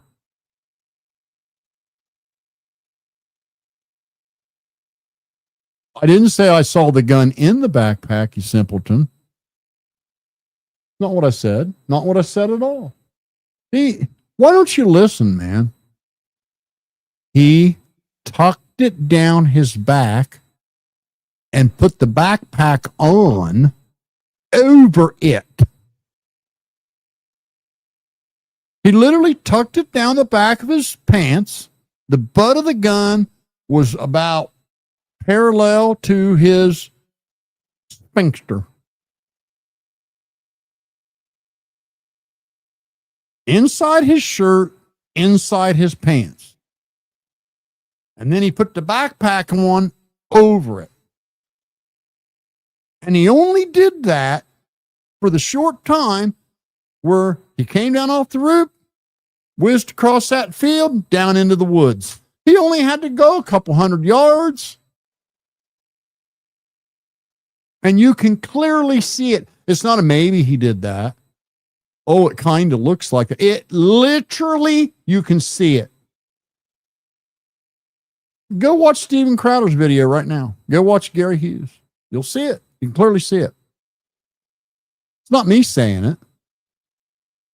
Multiple credible people. Unless, of course, you think Gary Hughes, Israel's behind him.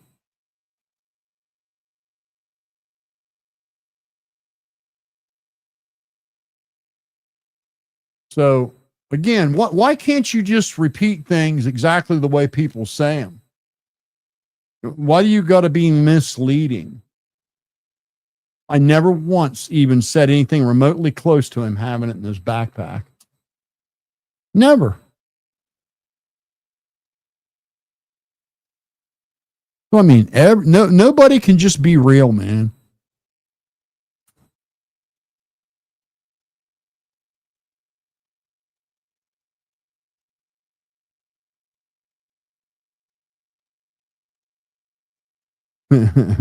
I hear you, beat side. You got a sense of humor like mine. I realize, yes, security has one job. Yep. They're not perfect.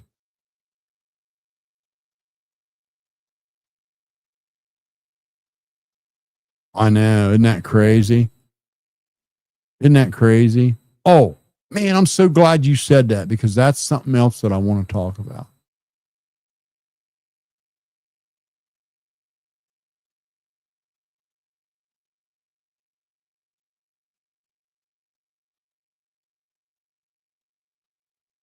Look at this. What are you talking about? Folded down stock barrels do exist. It's not hard to do. Do your own research. 30-06. How far away with a good eye could make that shot? Yeah. Yeah, but his rifle, he didn't have no fold down barrel. Nothing. He never took that gun apart. That gun was whole the whole time. Yeah, there was no need for him to take it apart. But yeah, you're right. Making that shot, 140-yard shot, easy peasy. Anybody telling you otherwise literally has never shot a gun. I'll bet you I could do it with a pistol, to be honest. I think I could red dot 140 yards with a pistol. That's how easy that shot would be.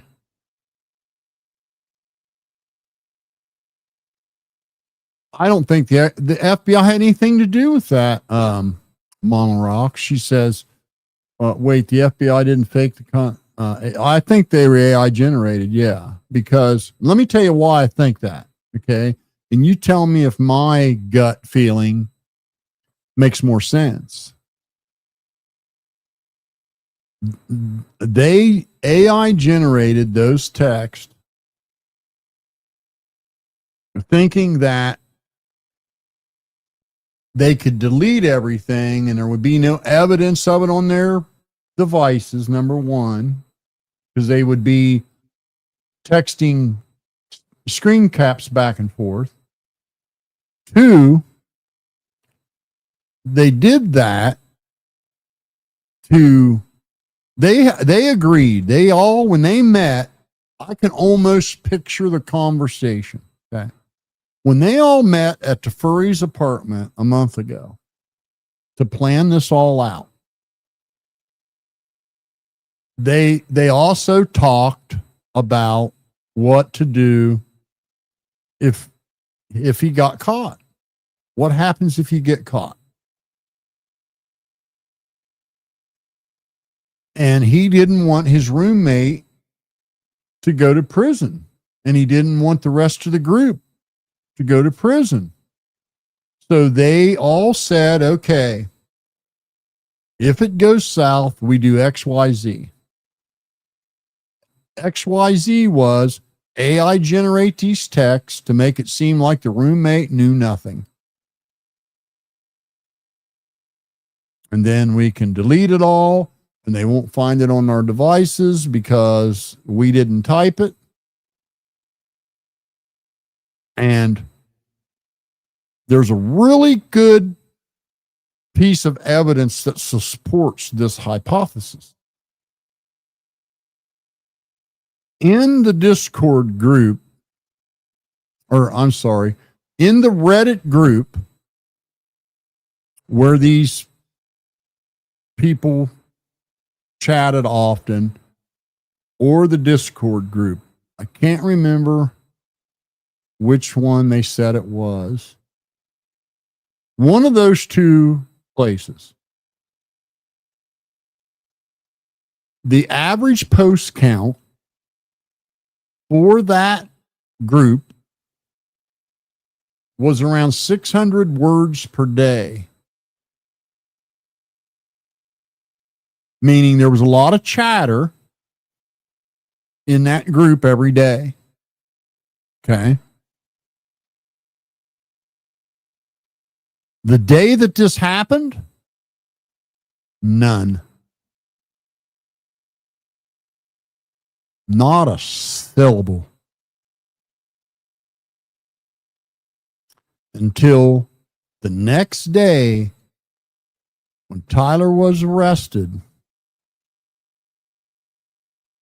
One of them typed in there, "Oh my gosh, Tyler took out Charlie." Now, this is the same group where they were all making crystal ball. See, this is the other reason that I know that it wasn't Israel, and I know that it was Antifa. Several of them in that group had made crystal ball predictions like psychics. One of them said, "Something big's coming tomorrow. You'll know it when you see it." In this same group we're speaking of is where these comments were made. Another one said,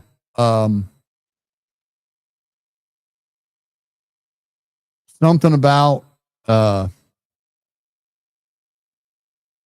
wish somebody would shut him up. Dreams do come true. Watch tomorrow, big things. And there were about 4 or 5 little tidbits like that from these people the day before. So you think they were all psychics and Israel did it and these little Antifa twerps were just psychics? Why was there no chatter in their group the day it happened? There's just so much evidence pointing towards Antifa, guys. They're the ones who kept making D threats against him all the time. They made them constantly. So why is it so hard for you guys to accept that? Yet there's not a shred of evidence that points to Israel and you're just all in. And in order for Israel to have done it, and them lying about the bullet, lying about the gun. You know how many people would have to be in on it? I mean, you're talking a couple thousand people. No way. Once a conspiracy starts needing more than about 6 people, probably not going to happen. Just probably not going to happen. Pretty hard to get that many people to be just loyal to all's hell and back. They had $100,000 reward. Let's say you're just some middle player. You're the ER nurse. And they came to you and said, listen, the surgeon, the ER doctors, the neurosurgeon, the coroner, and the mortician are all in. The x-ray technicians are in, and the x-ray department's in. But Miss Nurse, we need you. We need you in. We need you to pinky swear with us that you're going to back this lie up for us. Okay. She gets up the next morning, and there's $100,000 reward. Her car's not running right, and the tires are bald, the brakes are grinding. Her kid's screaming for a new Xbox. Come on, guys. Good grief. I mean, if you're going to believe in conspiracies, at least believe in one that's possible. It makes a whole lot more sense for it to be Antifa. A whole lot more sense.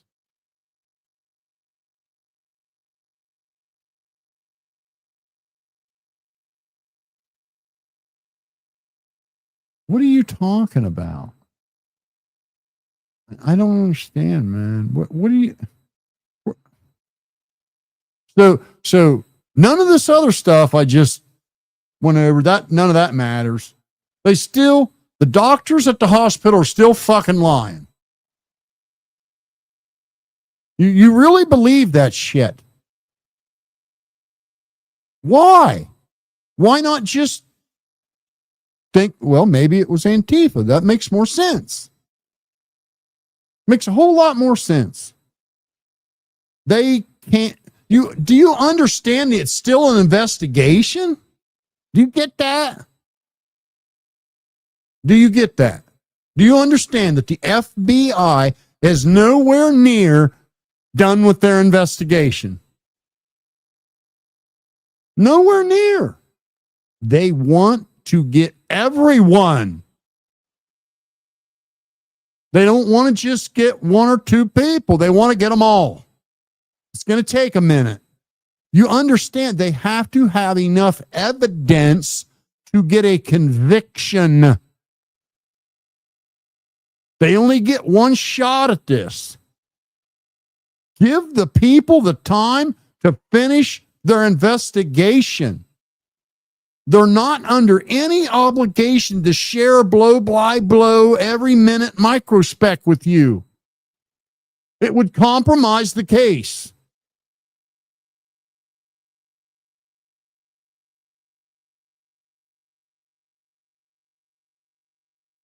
I don't even know what that's even supposed to mean. Microsoft Copilot, whatever.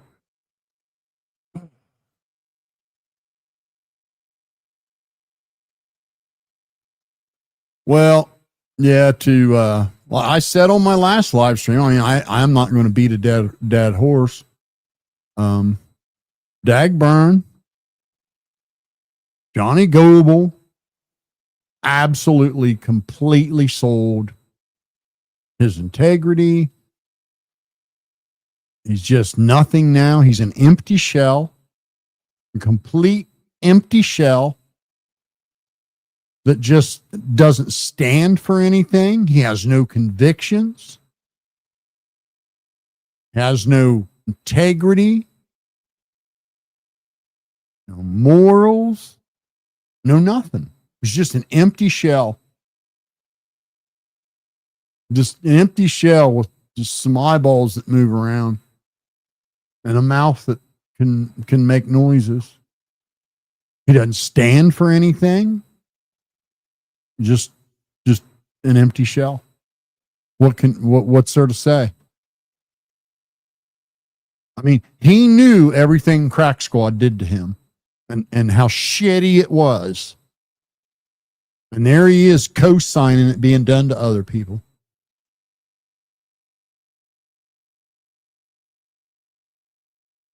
He knows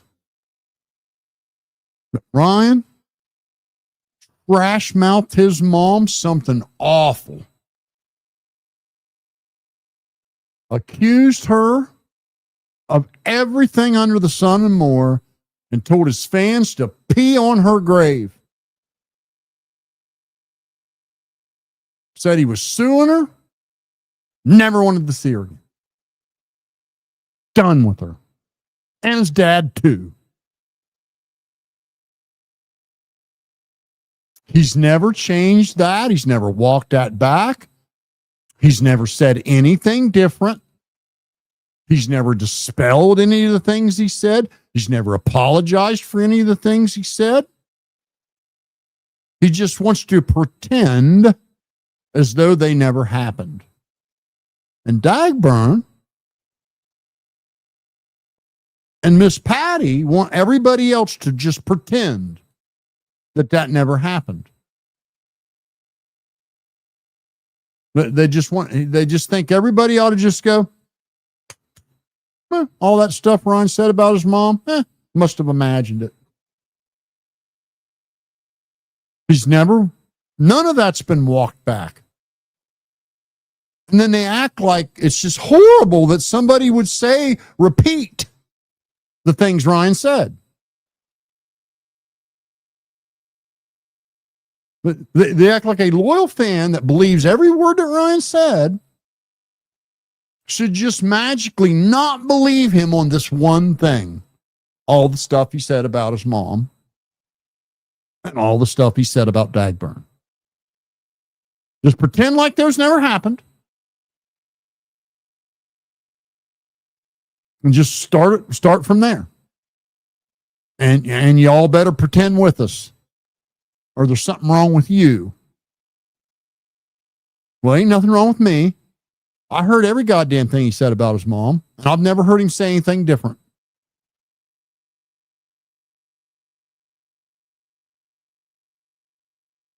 So there's that. So, and hey, I guess we all got our ways of getting somewhere in life.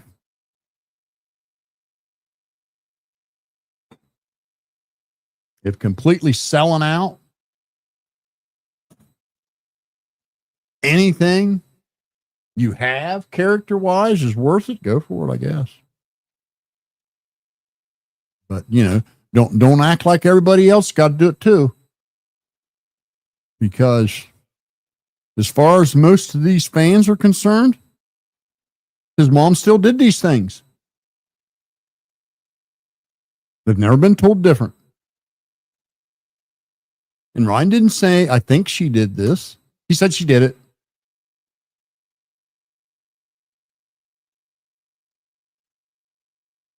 But after listening to Dagburn whine for 2 years about all the shit that Crack Squad does to him, and I agree, every bit of it was unnecessary bullshit.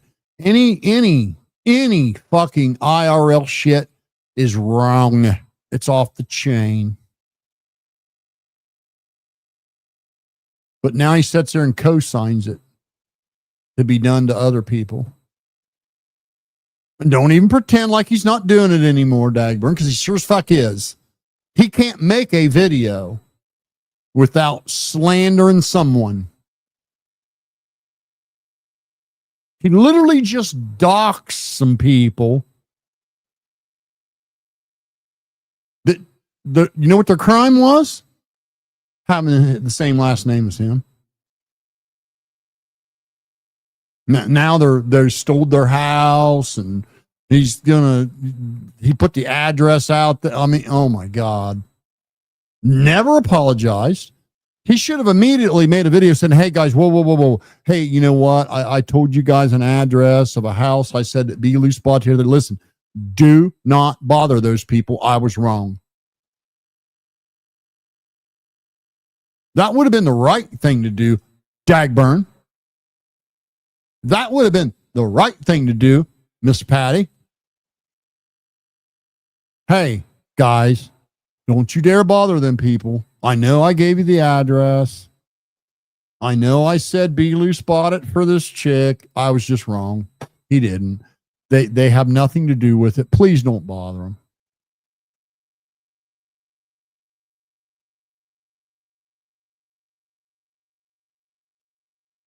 So there you go.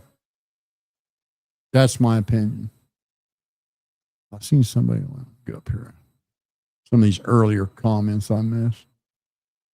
Did you get notified, Coop? A lot of people, I mean, I'm missing a lot of notifications on channels I watch.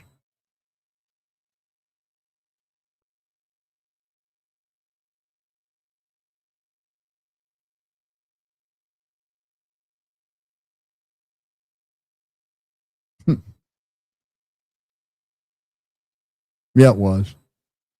Exactly what it was, 30-06. No reason to lie about the caliber. It serves no purpose. And yes, there are people who have 30-06 rounds embedded in their body. Just, goddamn it, you have Google right there in your fucking hand. Use it. Stop making these absolute comments when you don't know what you're talking about. You know, some people pack their own rounds. You can pack rounds light. A lot of people do it. A lot of people do it. The bullet already traveled 200 yards or 145 yards. It nicked his body armor and then bounced up to his neck. It nicked his body armor and bounced up to his neck. I want you to pay real close attention. It nicked his body armor and bounced up to his neck. How do we know this? My God, dozens of people have made frame by frame videos where you can actually see the fucking bullet. You can actually see it. They've literally cut the video frame by frame and zoomed in on it. It nicked his body armor, bounced up to his neck, lodged in his spine. So not only was the bullet slowed down considerably, it was damaged. And you don't know what kind of round it was. We already know he engraved it. My bet is he engraved empty casings and then they filled them and packed them instead of going and buying them where it could be traced. So they weren't super powerful. All these gun experts that know full well that can't happen. So everyone at the hospital is a liar, or everyone's lying about the kind of gun it was for no apparent reason. Why not? If it wasn't a 30-06, I want this, man, because I just, okay. You have convinced yourself it wasn't a 30-06. Brian, I want you to tell me why would they lie about the kind of gun it was? What purpose would that serve? If it wasn't a 30-06, why not just say, oh, he got shot with a 22? Oh, he got shot with a 9mm. Oh, he got shot with a revolver. Why lie about the type of gun? What goddamn purpose would that serve for the conspiracy? Even if Israel did it. Even if everything about you guys is ridiculous, moronic, childish, cartoon, low IQ, stupid conspiracy that Israel did it, why lie about the caliber of gun? Give me one valid reason what that would serve. What would be the reason for that?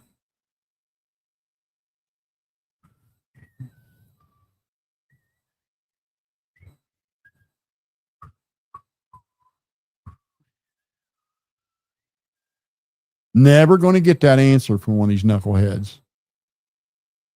Never going to get it. They just blurt that shit out like absolute. Wasn't no 30-06 by God. Because I know.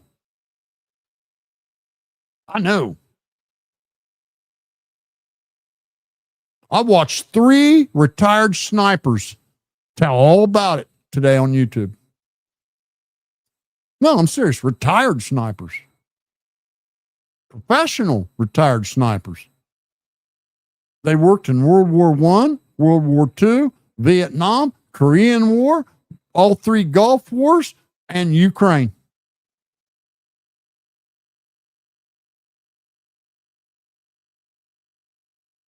And it weren't no 30-06. Can't make a 140-yard shot with a 30-06. I know, by God. I know. Don't believe me? Go on YouTube and look.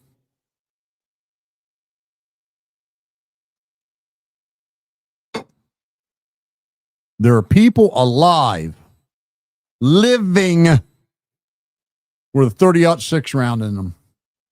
All you fucking know-it-alls. There are multiple cases where people shot with one and the rounds still in them.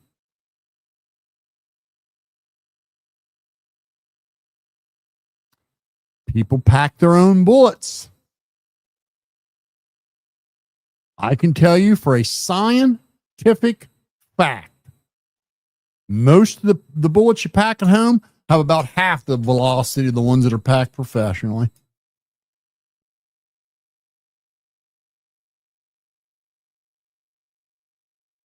Even depends on what kind of gunpowder you buy. You buy the shit off of Temu, or how old is it? Is it stale? Is it damp? How old were those rounds? There's so many factors, man. Talking them absolutes. Well, I don't know why you guys work so hard convincing yourselves it must be something other than what they say. No matter if what they say makes sense, no matter if what they say is true, it has to be something besides what they say. Why? TV, movies, YouTubers, retired professional snipers.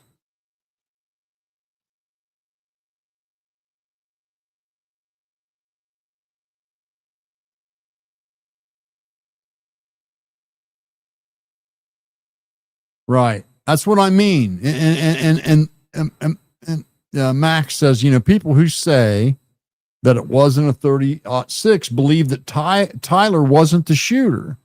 And, they believe the gun that we're seeing is the gun who took the shot. And it's conspiracy, right? Exactly.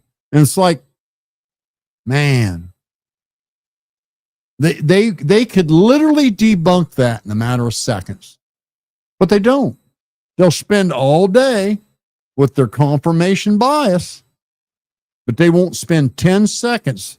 Okay, they said it wasn't a 30-06. What reason would someone have to lie? And if Tyler wasn't the shooter, why would he confess?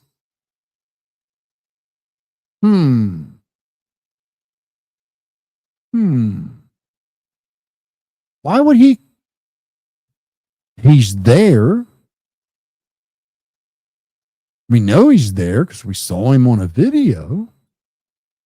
We saw him walking up the road with the gun tucked down his pant leg.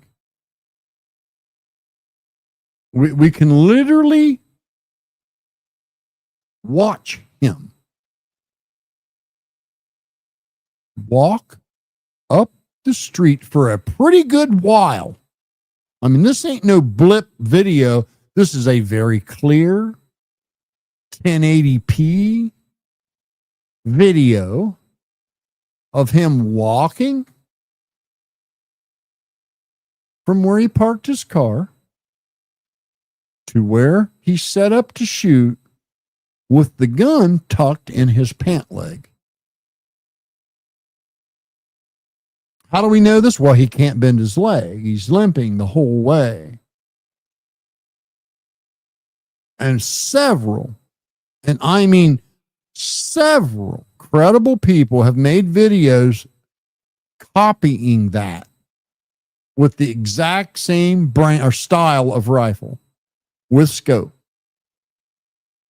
They put it down their pant leg, pull their baggy shirt down over it, and walk exactly like Tyler Robinson was walking. Then, when he gets off the roof, we can clearly see the gun. Plain as day. Just as good as I'm telling you, you can see it perfect. All you got to do is look for it and believe that it's going to be there, and you'll see it. Then you won't unsee it.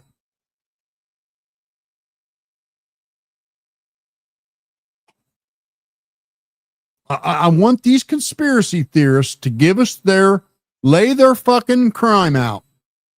Why would they need to lie about the type of gun? What would that accomplish? Let's say Israel did it. They're going to set Tyler Robinson up, make it look like he did it, blah, blah, blah, blah, blah.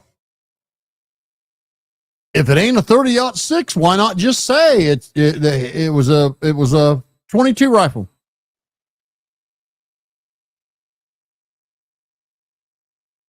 It was a 380. It was whatever. I mean, if it wasn't a 30-06, what would be the point in saying that it was? What purpose would that serve? In the conspiracy, what would it add to it? What would it do? Why do that?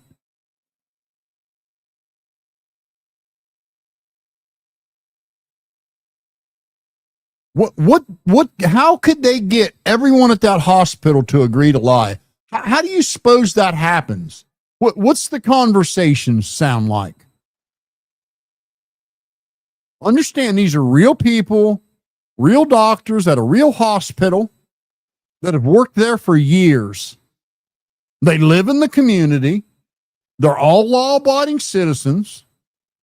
They have families and mortgages and friends and neighbors and grandkids and kids. And what would the conversation look like where they got them to all agree to lie? Did Netanyahu himself come?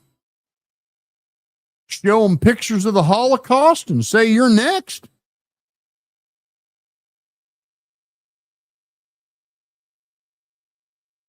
I mean, you guys have got to at least, if you're going to believe these wild conspiracies, if you're going to peddle in these wild conspiracies, you at least got to be able to lay it out, and explain why that is. Got all the evidence in the world pointing to Antifa. Antifa made death threats against Charlie all the time. You've got text as old as a year old of Tyler Robinson saying he wanted Charlie taken out. There are posts from his furry boyfriend as old as 9 months old of him wanting Charlie Kirk taken out.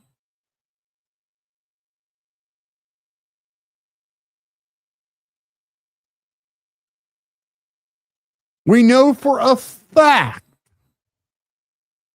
that Tyler Robinson was associated with Antifa. We know for a fact his boyfriend was a trans radical.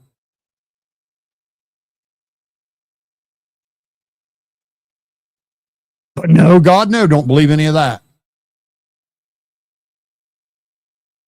Let's believe it was Israel where we don't have even a microspeck of evidence.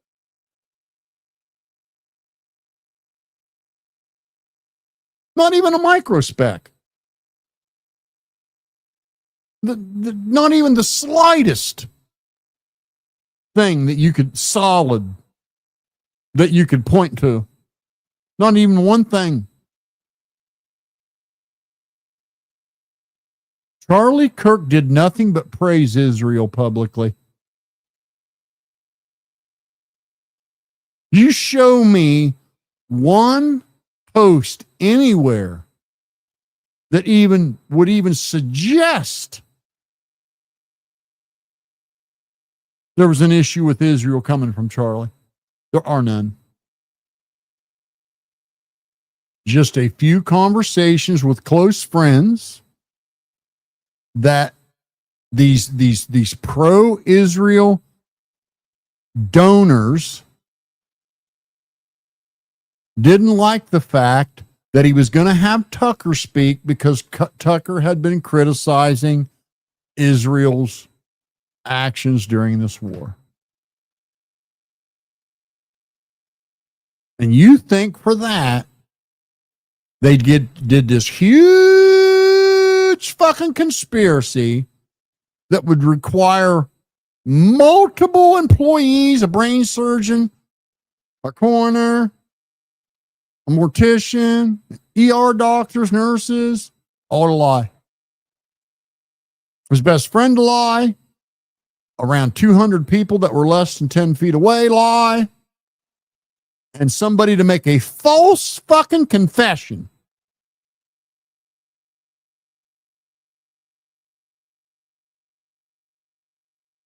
All because Candace Owens said so. Because she's the one that started this fucking vomit. And that's exactly what it is. And I want you to know this, okay? Based on what we know so far, based on the rock solid, irrefutable evidence that we have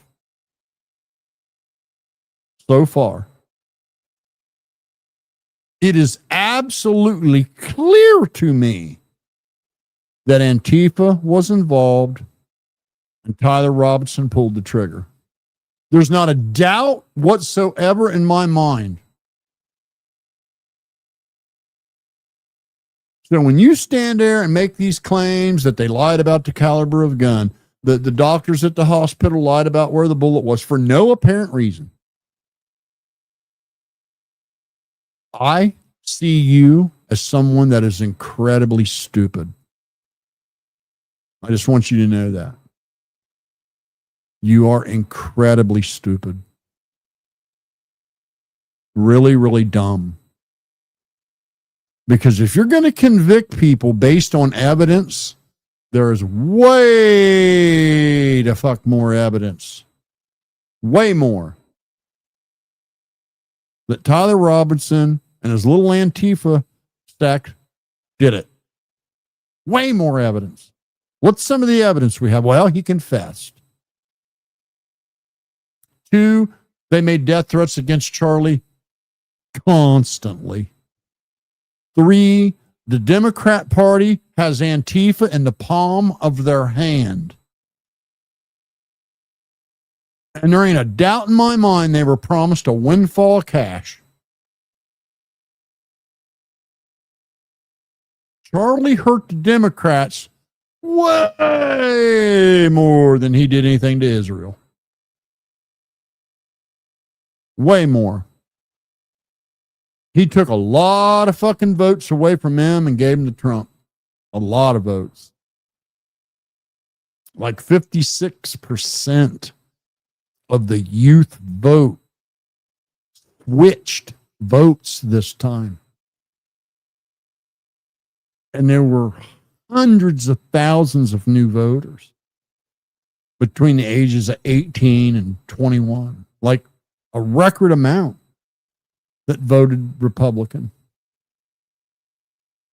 So the evidence points that direction way more than it points towards Israel being upset over a nothing burger. Literally a nothing burger. Here's this guy who has a huge following. Huge following of young people, who is praising and defending Israel daily.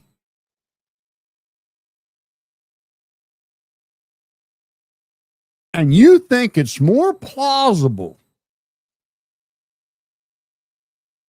for Israel to go through all this crap and be able to convince all these law-abiding citizens to suddenly become sinister human beings?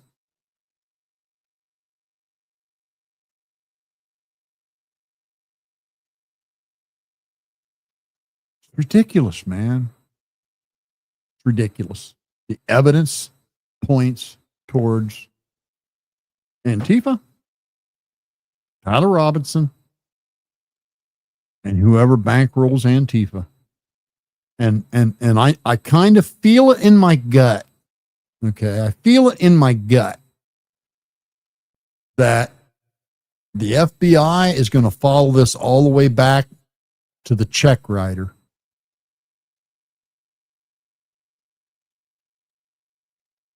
And they want to build a good, solid case to put these people away for a long, long time. So they're in no big fucking rush and to foul it up by blabbing a bunch of shit that's really the public really doesn't need to know. None of it's going to bring Charlie back.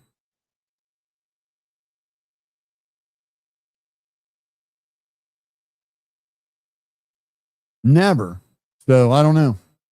I don't know, kids. You tell me. You tell me. I just can't understand why you would believe something that has no evidence at all over something that has mountains of evidence. It's just weird. It's like you want it to be a conspiracy instead of just be Antifa doing what they promised to do hundreds of times.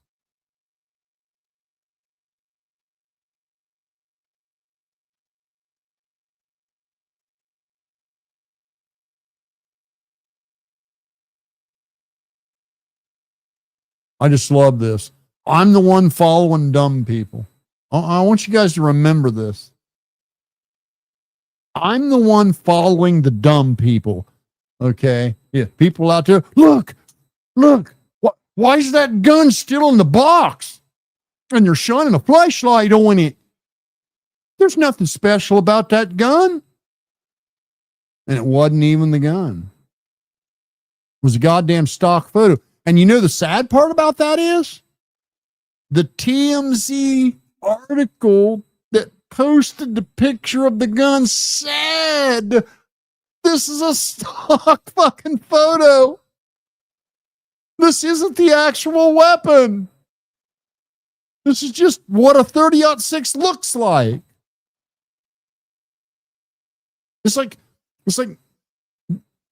do you understand? Do you have the brain capacity to understand that, let's say, a white 2022 GMC Envoy was seen fleeing the scene of where there was an abduction? And the police post a picture of a white 2022 GMC Envoy. Do you think that that's the actual vehicle? Or do you think it's a picture of an Envoy so you know what it would look like?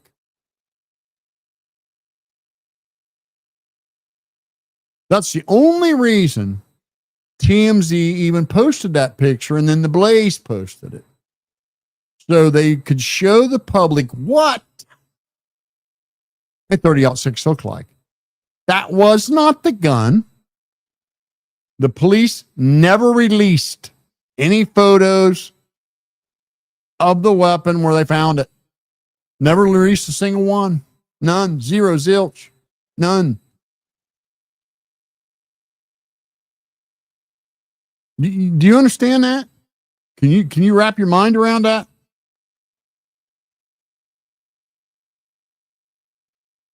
But I'm the one talking and listening to dumb people.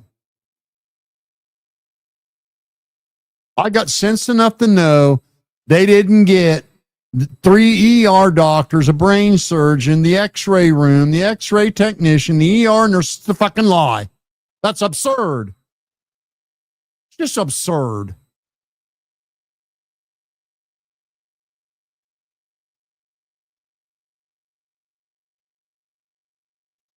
I thought I just explained to you that there are people still alive with a 30-06 round in their body and they're walking around just like me and you.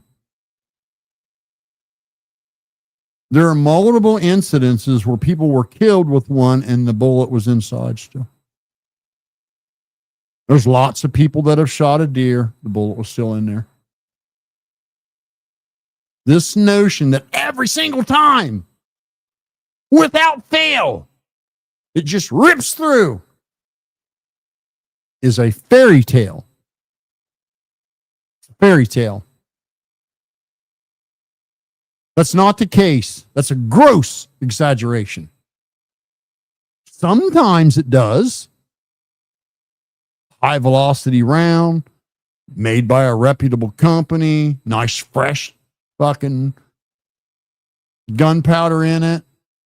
Doesn't hit anything in between it and a target. Yeah, probably go clear through. But you pack your own bullet. You shitty, cheap fucking gunpowder. It bounces off some body armor, hits the neck, and then nails the spinal bone right in the center. I'm sorry, dude. Them fucking bones are hard, boy. That bullet had been slowed way down. I just, it's absurd to suggest, but what's going to happen if somebody in the x-ray room leaks the x-ray and the doctor's caught lying? Why would this doctor risk his whole fucking career for Israel when he's a fucking Catholic Christian doctor? What the fuck is wrong with you people, man? Why can't you just accept the fact that it very well could have been Antifa? That's the most likely scenario.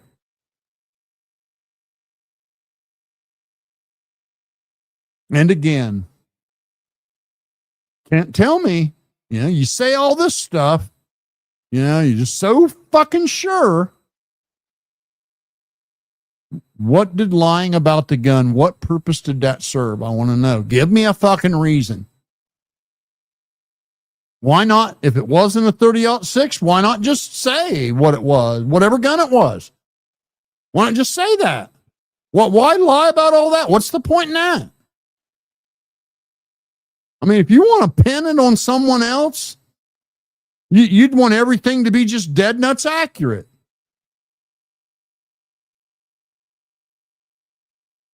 There's even one dipshit, and I mean dipshit.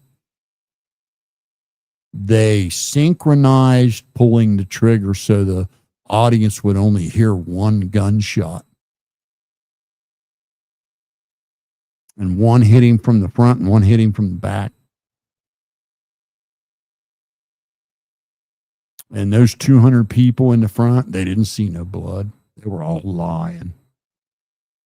His best friend that gave him CPR all the way to the goddamn hospital, didn't get a drop on him. Well, don't you remember Candace Owens said there was no blood? So there must have been no blood. Right?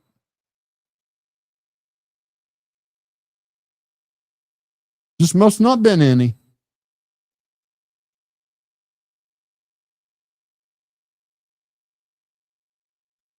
I mean, you guys keep saying that, well, you know, the 30-06, when it comes out the other side, it just does all this damage.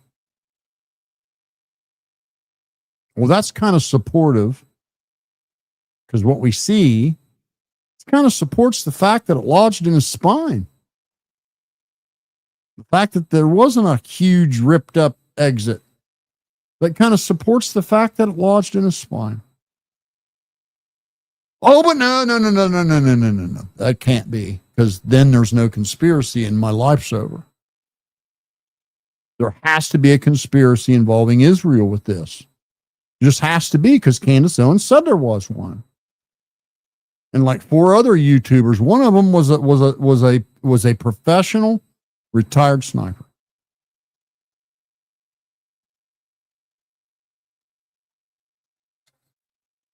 The other one's got 2 Make America Great tattoos. So they would know. And why would Candace Owens ever lie about anything? I mean, she would never lie. No way. The only people that would lie would be an ER surgeon, a couple other ER doctors, a bunch of nurses, a coroner, funeral home mortician, his wife, his best friend, the 200 people sitting right up close, literally just a few feet from him. I mean, it makes more sense that they are all liars, not Candace. I really feel sorry.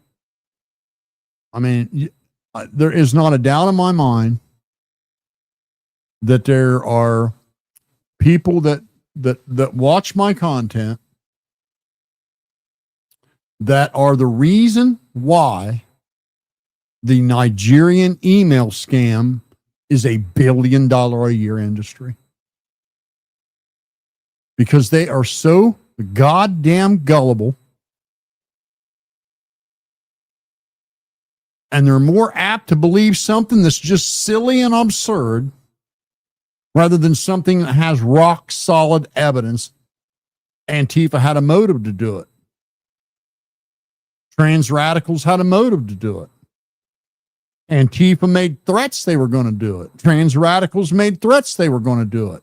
A trans radical admitted to it. And we have him on camera coming with a weapon and leaving with a weapon. And he fucking confessed. None of that's possible. As Candace said, Charlie had a few issues with some of the things Israel was doing, so they fucking killed him. They didn't go after Nick Fuentes. They don't care if Nick Fuentes badmouths him every day to the thousands and thousands and thousands of young kids that follow him. They only care that Charlie did it in private. I know Nick Fuentes does it publicly every day and has said some pretty damning stuff about Israel. I mean, I know that. But listen, in today's world where everything's a conspiracy, none of that matters. Israel only kills people who criticize them in private.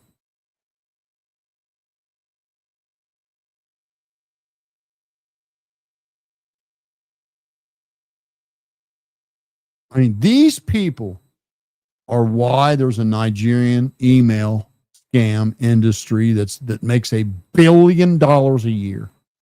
Because these are the idiots that get an email that says, hey, I'm a Nigerian prince that just inherited $800 million, but my money is stuck in Qatar. If you let me transfer it to your bank account, I'll share, a couple $100 million with you. I just need your routing number and your bank account number and stuff. And they're like, hot damn, you want to hit her big. They wake up the next day and their bank account's cleaned out and they can't understand why. I mean, the guy said he was going to put money in, not take it out. What happened? I mean, it was an email and everything. It was on the internet. Had to be true. That's the mindset of the people we're dealing with here. They're that dumb. They're that gullible. They're that stupid. They're so fucking stupid. They think Israel got a bunch of fucking people at a hospital to lie for them out of the blue in a matter of seconds.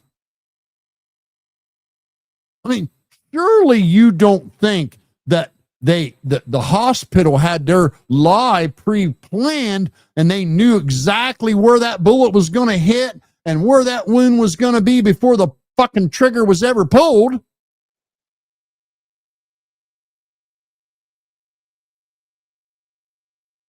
What would the conversation look like? Hey, need all you ER employees to come in the office here. And can somebody get the chief neurosurgeon and our brain surgeon there and get all the people from the x-ray department? Get the coroner, anybody that works at the coroner's office, and the Catholic funeral home mortician, and tell them to all meet downstairs in that one hallway where it's real dark. I'll be there in a minute. I just got off the phone with Netanyahu. And unfortunately, Charlie Kirk was a little aggravated with some of the things we're doing. Now, I know he's never said anything publicly. I know that he has gained support for us. Thousands of kids. He's convinced thousands and thousands and thousands of kids to support us. And every time he speaks publicly, he's either defending us or speaking highly of us. I know that. I know. But privately, he told Candace Owens there was a couple things we were doing that he didn't like. So that's why I've called you all here to this meeting down here in this dark room in the basement of the hospital. Somebody is going to shoot Tucker in the neck. And they're going to lie. They're going to shoot him in the neck. And some kid that didn't do it is going to confess to it. And he's going to say he used his grandpa's 30-06. And they're going to plant one in the woods and then find it. Even though we've confirmed that there was a 30-06 registered to his grandfather. So I need all you guys on board. We need to lie. Because he'll be dead when he gets here. We know that. I checked my crystal ball before I left home this morning. So we need you to lie and say the bullet is still lodged in his spine for no apparent fucking reason. I need you to tell this lie. Are you all in? Do you all pinky swear?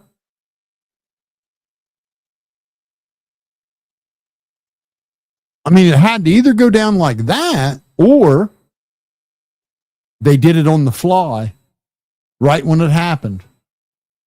Hey, this dude they brought in, that's that fucking Charlie Kirk guy. Let's lie about where this fucking bullet is. I hate this dude.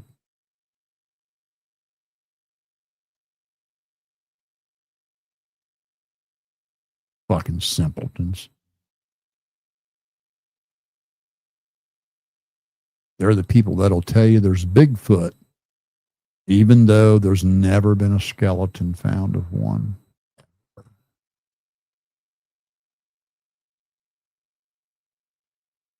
Never found a skeleton of one, but they're God. They're out there. But when they die, they eat their own bones. That's why we don't never find them. I know. We've found human bones that are thousands of years old. I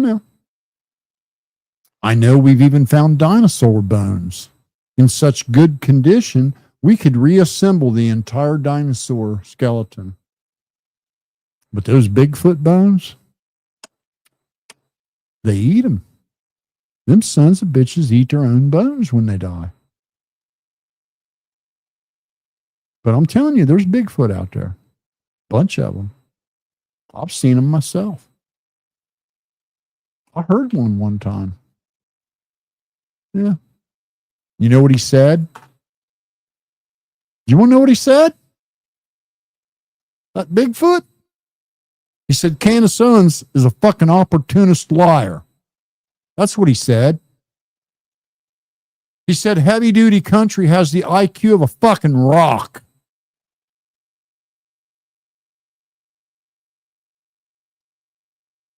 He said, Upchurch would have a better fucking chance at building a more believable conspiracy than this ridiculous fucking notion that Israel had everybody, including God, working for them.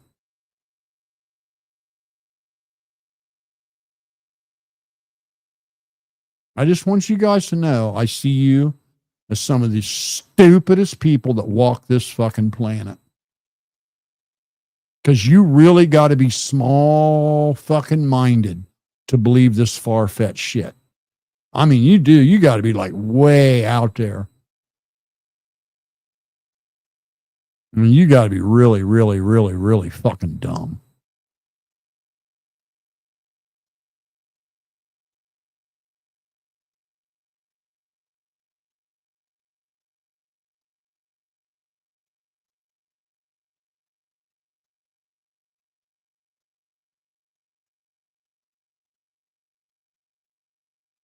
Bonding in what way?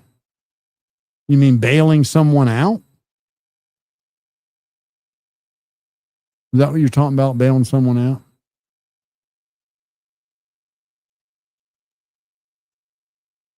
Oh, yeah. So it depends. Some states, every state's a little different on that. So I guess what you're saying is could Upchurch repeal his bail for Billy? No.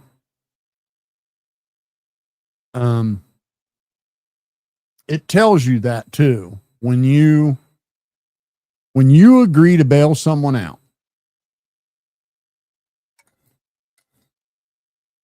the paper that you fill out, that the contract, because you're agreeing to a contract. Okay. So here's what happens.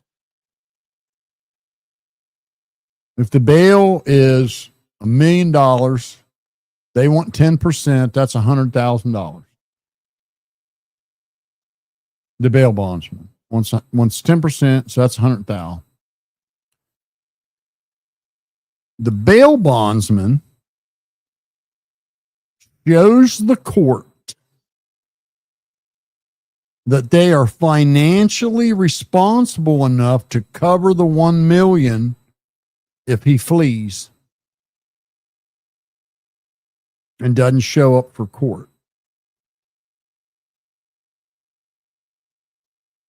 So the bail bondsman charges you 10% of that bail to take that risk.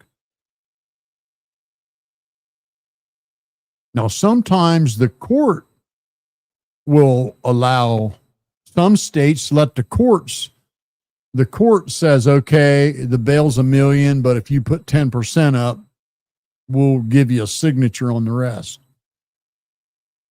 In that contract, you agree, if you're the person giving the bonds person the money, the 10%, you agreed to X, Y, and Z. And one of those in several states is you can't undo this. You can't change your mind about it. You can't back out of it you can't bail somebody out and then a month before court want your money back. Doesn't work that way. So, and I don't know about Tennessee, but I would say no, he can't repeal it. The only way, there's only one way that that Upchurch could get out of the bail. And that would be if he had evidence that Billy broke the conditions of the bail. So let's say the bail says you can't drink, you can't smoke, you can't, do X, Y, Z. And Upchurch has a video, Billy doing X, Y, Z. Yes. At that point, he could say, I want out of this bail. He's high risk. He's going to end up costing me money. And they would have to have a court hearing. The judge would have to see the evidence, and then they could repeal the bail. But it's not easy. If that's what you're wanting to know, that's what I know about it.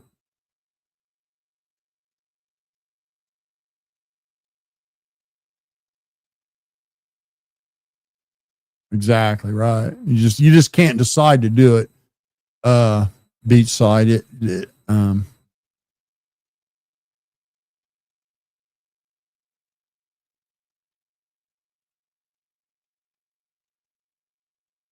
I know. That's what I don't get, Bobby. Bobby Robinson says, the left, especially trans radicals, especially Antifa, hate Republicans. They call us evil Nazis. They say we should die.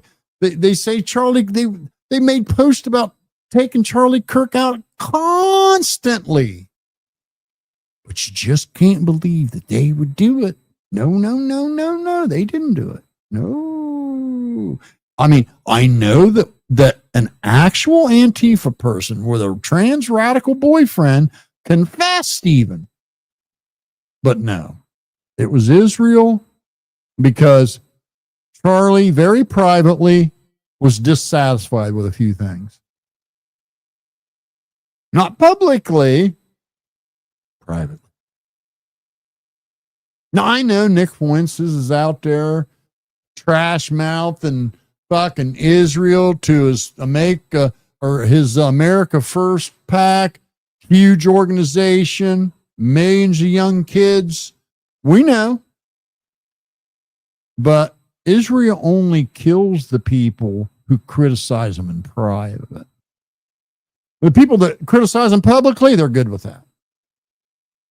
That's the fucking bizarro world these small-minded simpletons live in. That's the intelligence we're dealing with here.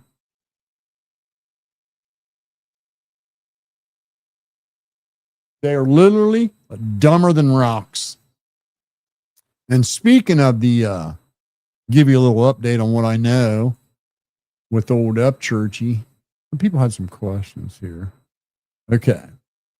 Upchurch going to lose this case against the Rodney family. He don't have a snowball's chance as hell in winning. And it's going to sting. It's going to fucking sting hard. It's funny how you guys, you simpers, act like he has a money tree, that, Upchurch has this money tree. And he just walks out back and shakes it. Fucking money falls off that son of a bitch in piles. But then there's reality.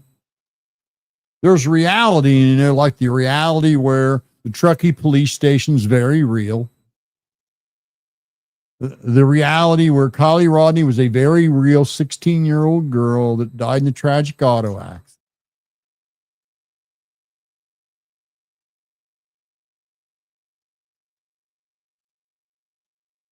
It's just, there's this very real world that we have to fucking live in. It just contradicts that shit.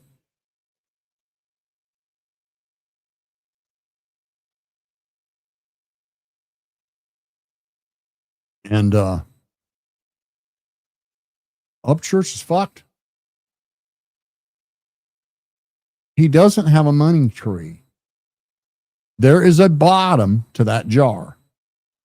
It has a bottom to it. And you say, well, how does somebody like that go? But it's really fucking simple, man. When you're used to spending just shit tons of money, you're spending it so fast you don't know where some of it's going. You're so loose with your money that you think your mom could walk away with millions and you wouldn't even know it.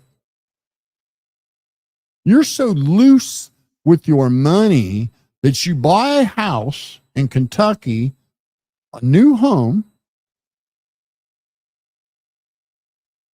almost $1 million, and then you break up with the girl you were playing house with, you move back home and you forget you own the son of a bitch, and weeds start growing around it, so the sheriff has to send you a registered letter telling you we're going to seize the property if you don't start to maintain it. When you're that loose with your money that you wouldn't know if a couple $1 million was missing, there's a bottom to your jar. I can fucking guarantee you.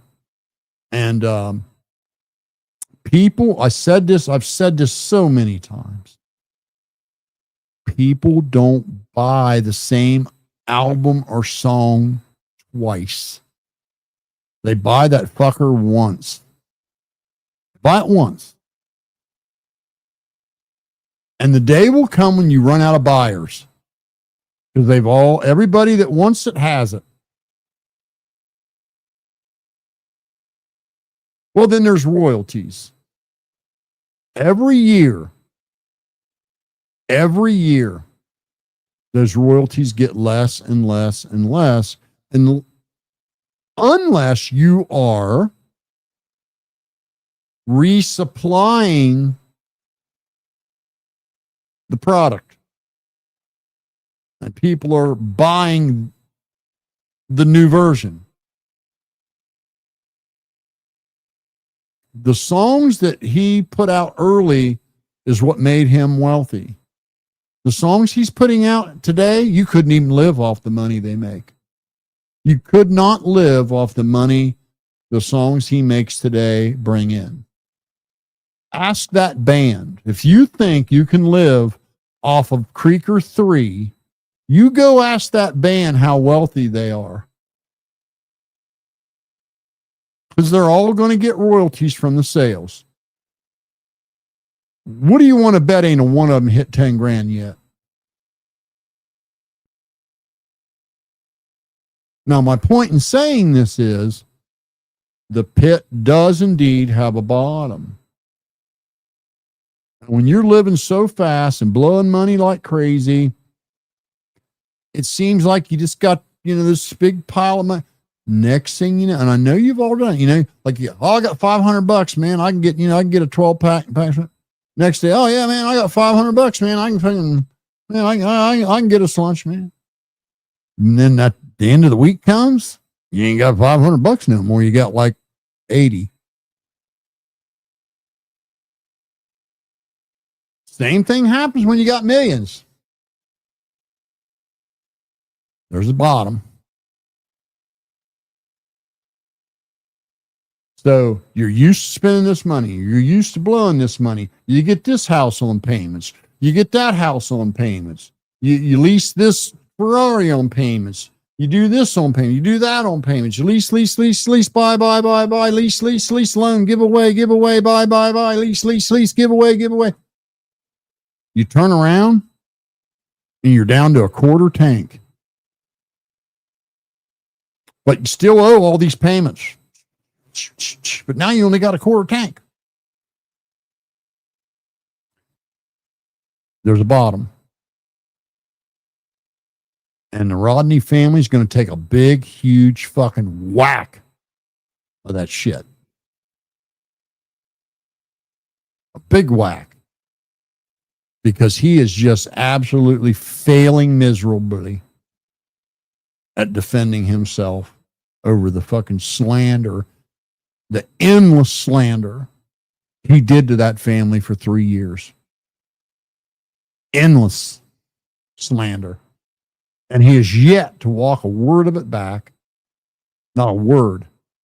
There are idiots out there that still believe his ridiculous fucking notion that she wasn't real. And then he makes these videos trying to minimize what he did. Is, oh, well, you know, I just don't have no proof. And, you know, no, you went way beyond that, buddy. You and your little fucking panel with your little notebooks, doxing every goddamn buddy like it didn't matter. I'm going to tell you, them Swartz are so fucking incredibly lucky. Because there was a time when it looked like they were going to get included in the lawsuit. And it was only because they didn't have shit and they owe for everything they got that there was no point in trying to sue them because they'd just run out and filed bankruptcy. They didn't have no assets to seize. They owe money on it all. That's the only thing that saved their ass. That was the only reason it kept me from suing his fucking ass. Trying to have me falsely arrested, lying to the fucking police through his goddamn teeth. Lying on a police report and then signing it. It would have been a slam dunk. The only problem is they don't have nothing. Nothing to sue them for. They don't own anything. The bank owns it all. I got to get off here too, Beachside. I got to wrap her up. But I just want you guys to know that they are incredibly lucky they didn't get sucked in. And Upchurch is losing this case. He is going to lose it. His lawyer walked out because he has just been a ridiculous asshole and refuses to cooperate with what they need to do to win. He doesn't return her calls. He doesn't answer the goddamn phone. He doesn't do anything the court asks him to do. And then he acts like a jackass every time they ask him something. And so his lawyer just said, fuck this. I don't want no part of this no more. So he is now in the midst of this fucking lawsuit with no lawyer and none that'll take the case. And he's fucked. And if I hadn't very patiently and very caringly tried to warn that this is where it would go, I wouldn't be so thrilled to see it happen.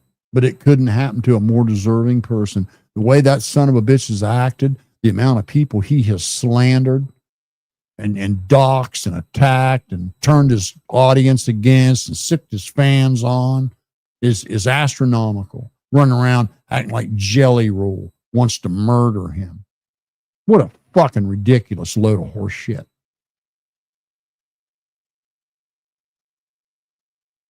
So karma came knocking for Ryan Upchurch. And she kicked the fucking door in. So I'd stay tuned to that because it's going to be a 100% I told you so. Appreciate y'all tuning in. We'll see you on the next one. Stop believing these ridiculous, silly notions Run them through your head and question them, and don't try to confirm them through confirmation bias. Ask yourself, why would a whole bunch of hospital employees with lives and families and careers choose to lie about something so trivial? Because where the bullet's at really doesn't even fucking matter much. It really don't. There's nothing to learn from it. Nothing to learn from it. Doesn't matter what type of thing he was shot with. It just don't.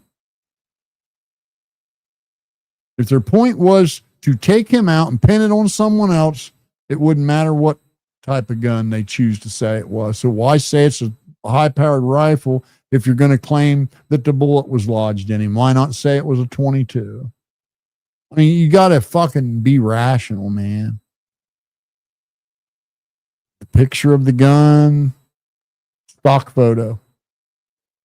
The notion that he didn't have the gun when he got off the roof, lies. He had it. Confirmed. Confirmed. Not maybe, not I think. Confirmed. He had it. And it's out there. All you have to do is want to go see it. And not want to confirm your Israel conspiracy. Just set out to go find him with that gun coming off the roof. And you'll find it and you'll see it and you'll go, oh shit, how dumb was I? There it is. Just like I did. Catch you later. Appreciate y'all tuning in.